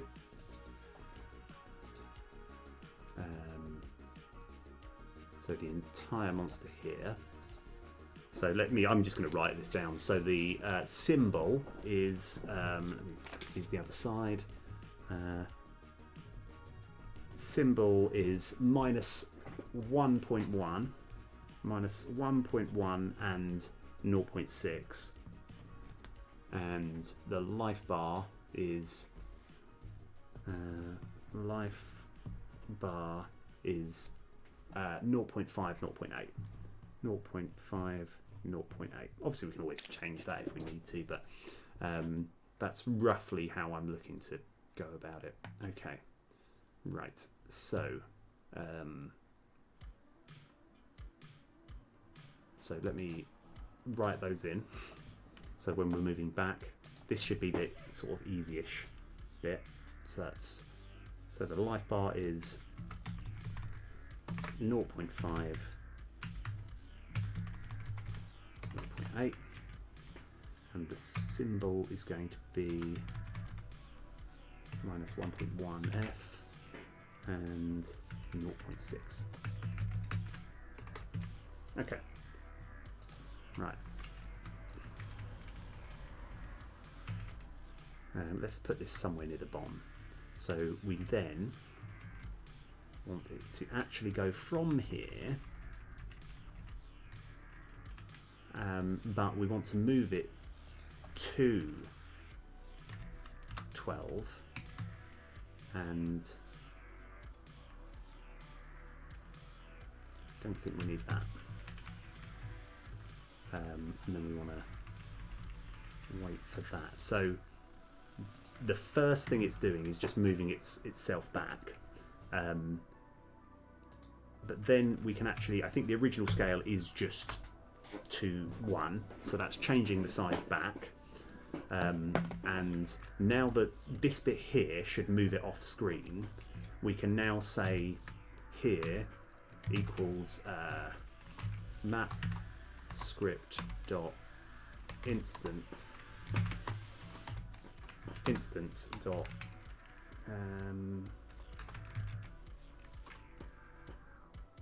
get mini town trans. Oh no, that's not the right one actually. Let's go to this definition. Minimap trans. Oh, but why is it? Ah, I see. Yeah, that's okay. We can just make this public. But let's do it the professional way, so we can have. So I've got it written down, and I haven't had to worry about this for ages.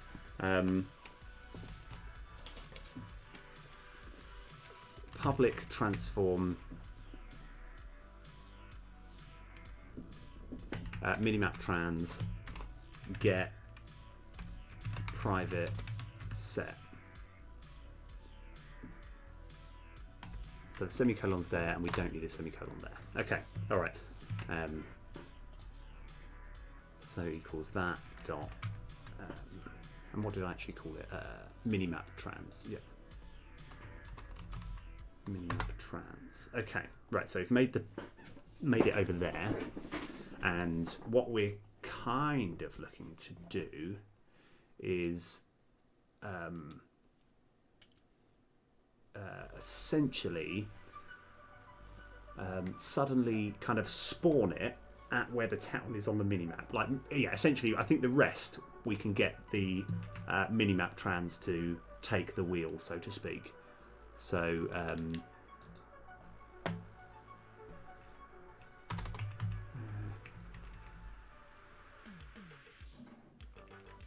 don't think we need that. But we do want that. And we kind of want to start we want the colour to originally be clear. Well, so one thing that I didn't realise, right, is whenever you're playing a game like Dark Souls, like if ever you're not looking at an enemy, right, but you know it's kind of not on your screen, there is so much less processing power going towards that enemy, right? I just thought it was still drawing it, even though it's not on your screen, but it's not doing any processing power unless it's literally on the screen. So this is kind of like where I'm not actually, I'm kind of like, it looks like I'm just sort of sticking it in this place, but I think it's all right. So this is all good, right? So now we want to have a look at this map script, and we essentially want to to find the right place. So Control MO, fade map back in.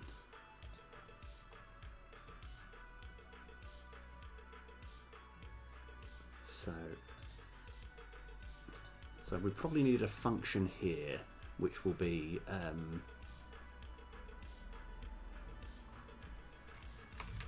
public void add monster back to map.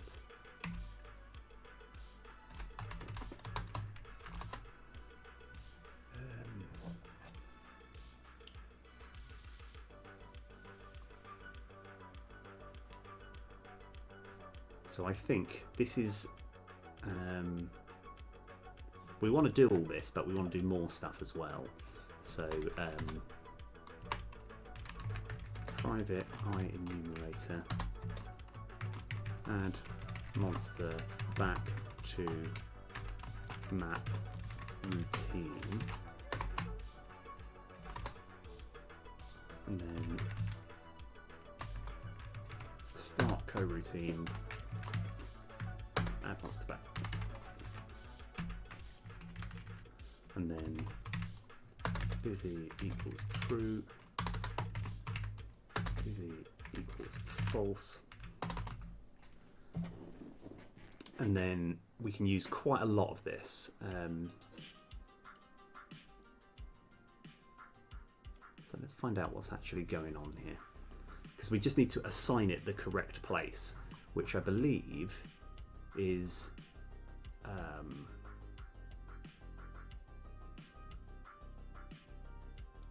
because we've got some vectors somewhere. I think we can take a page from what's happening here. Oh, actually, in fact, wait a sec. This looks like it's jump back. So let's find out what this is about.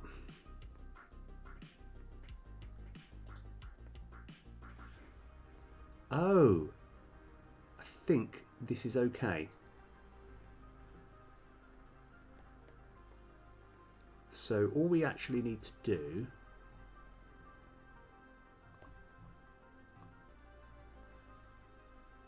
is, yeah, this might be jump forward one.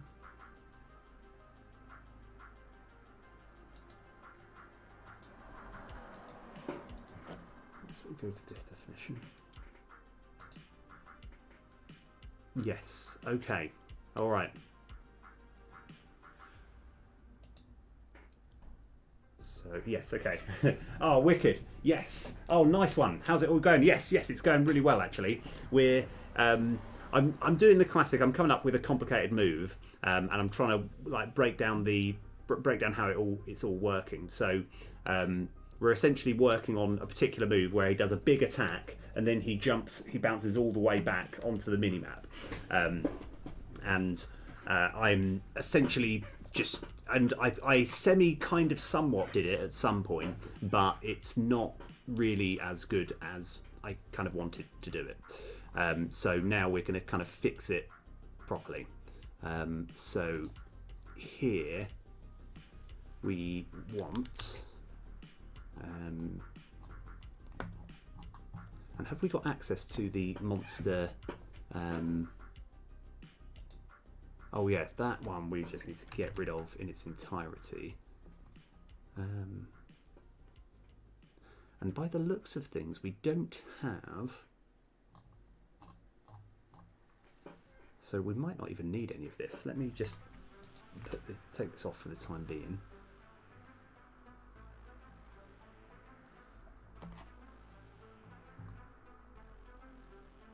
So I think we're almost there. I think. Right, so this won't do it entirely, but this will get us most of the way, I think. So where we have this move to map routine, right, if we just go map script dot instance dot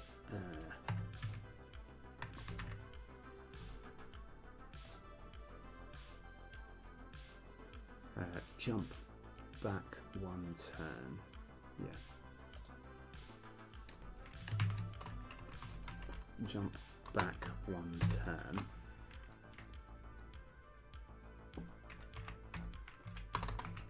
While map script.instance.busy yield return null. Okay, that's good, but we haven't actually done this move to map. So in the actions, that deals with that. So that's the bit where it bounces back. So I don't think we need this. I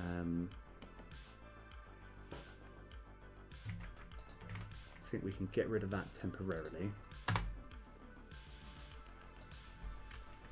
And I think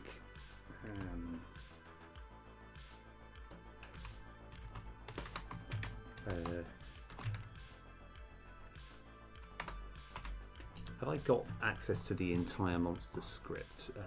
Oh, held monster script, yeah, we got it. So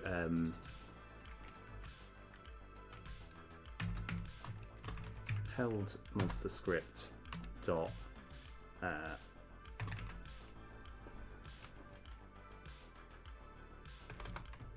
move to map.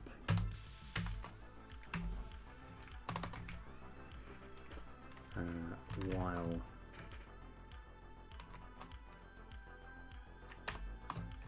held monster script dot busy yield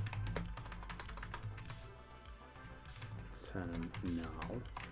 What we kind of want to fade this back in as well.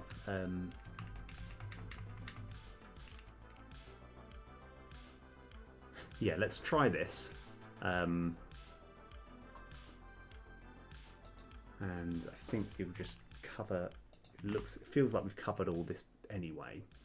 So right, the only other thing that I kind of want to just get rid of, just temporarily get rid of this. Let's see how close we are with all of this, and see how it works. Let's see if we've got any error messages. But yeah, things are going really well, KOT fan. Yeah, how about yourself? You had a nice day?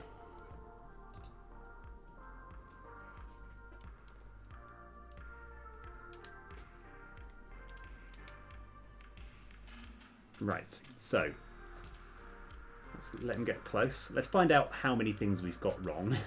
So what we're hoping, let's just see what happens. Right, so it's gonna do its old hyper attack, hit pretty big, and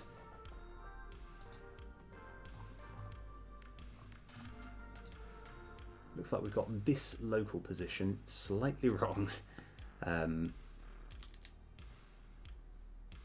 But let's just say hypothetically it was there, because that's where it should be. And then we went end turn. Ah, okay. All right, no, that's fair enough. Yeah, let me have a think. I'm trying to work out, because there's a good chance I'll need to actually just sit on this properly. So we have set the parent. I want to check that the parent is actually set. So I'm going to have another quick look at that.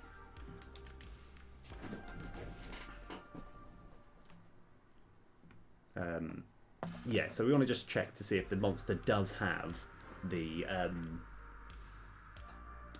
like that the map does actually have this as a like that this parent is now there. So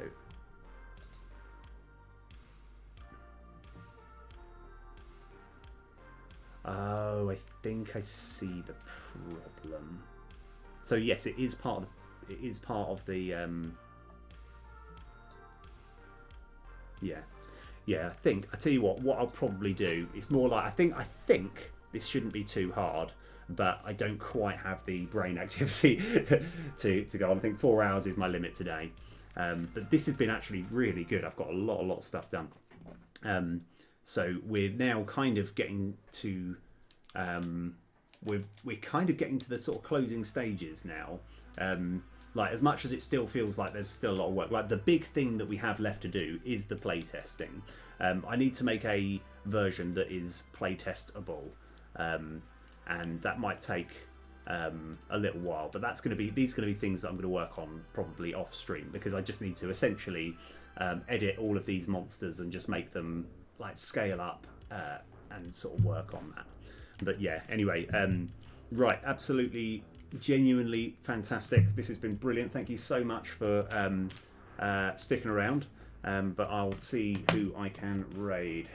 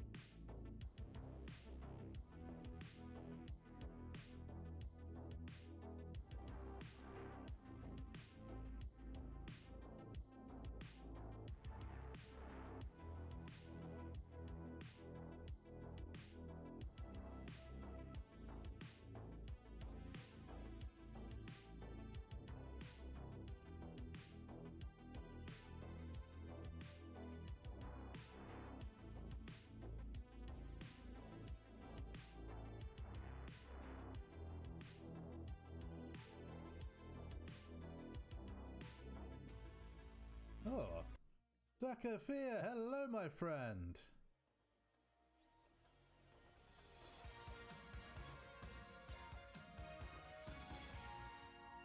Hey, hey, hey, hey, hey.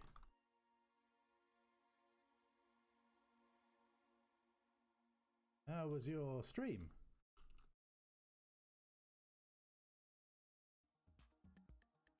Lakea, hello, came with the raid. All streams I'm watching are slowly converging. There's a tight-knit bunch of game devs around here. Yeah, yeah.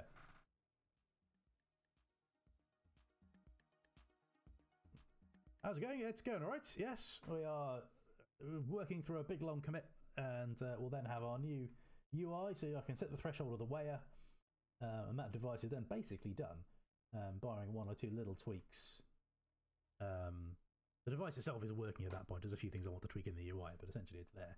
So we have a way of branching logic based on whether or not a cube meets a mass threshold, which this one doesn't. But if I make the threshold really low, it will. There you go, nice tick on that one. There we go. Happy tick for when it works. Big red X when it doesn't. No. Yeah. Okay, thank you for the points. We're over halfway to getting the sombrero for my the Match Octavius' sombrero. Go on my headphones. Yeah, so here he is with his sombrero. I will soon have. I'll soon be unlocking the one to match. Use Unity UI. I've always struggled using Unity UI. Yeah, I mean, I've had a lot of people diss it. I mean, I've never sort of tried to use a different system, and it seems to be, you know, there's 1 or 2 annoyances to do with like trying to render 3D objects on top of the UI is sometimes a bit awkward, particularly with stencil buffers and stuff. But broadly, it seems to work. So, yeah. So, possibly if I was doing something, fiendishly complicated, it would be more of a problem. But yeah, so far it seems fine.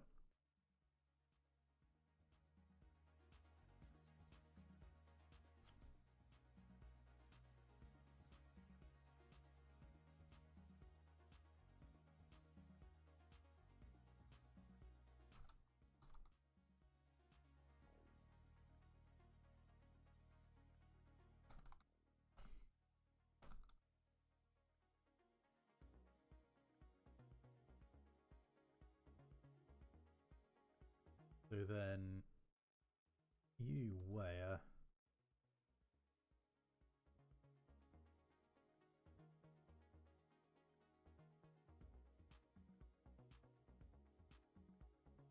So in fact, actually, what I really want is for this to be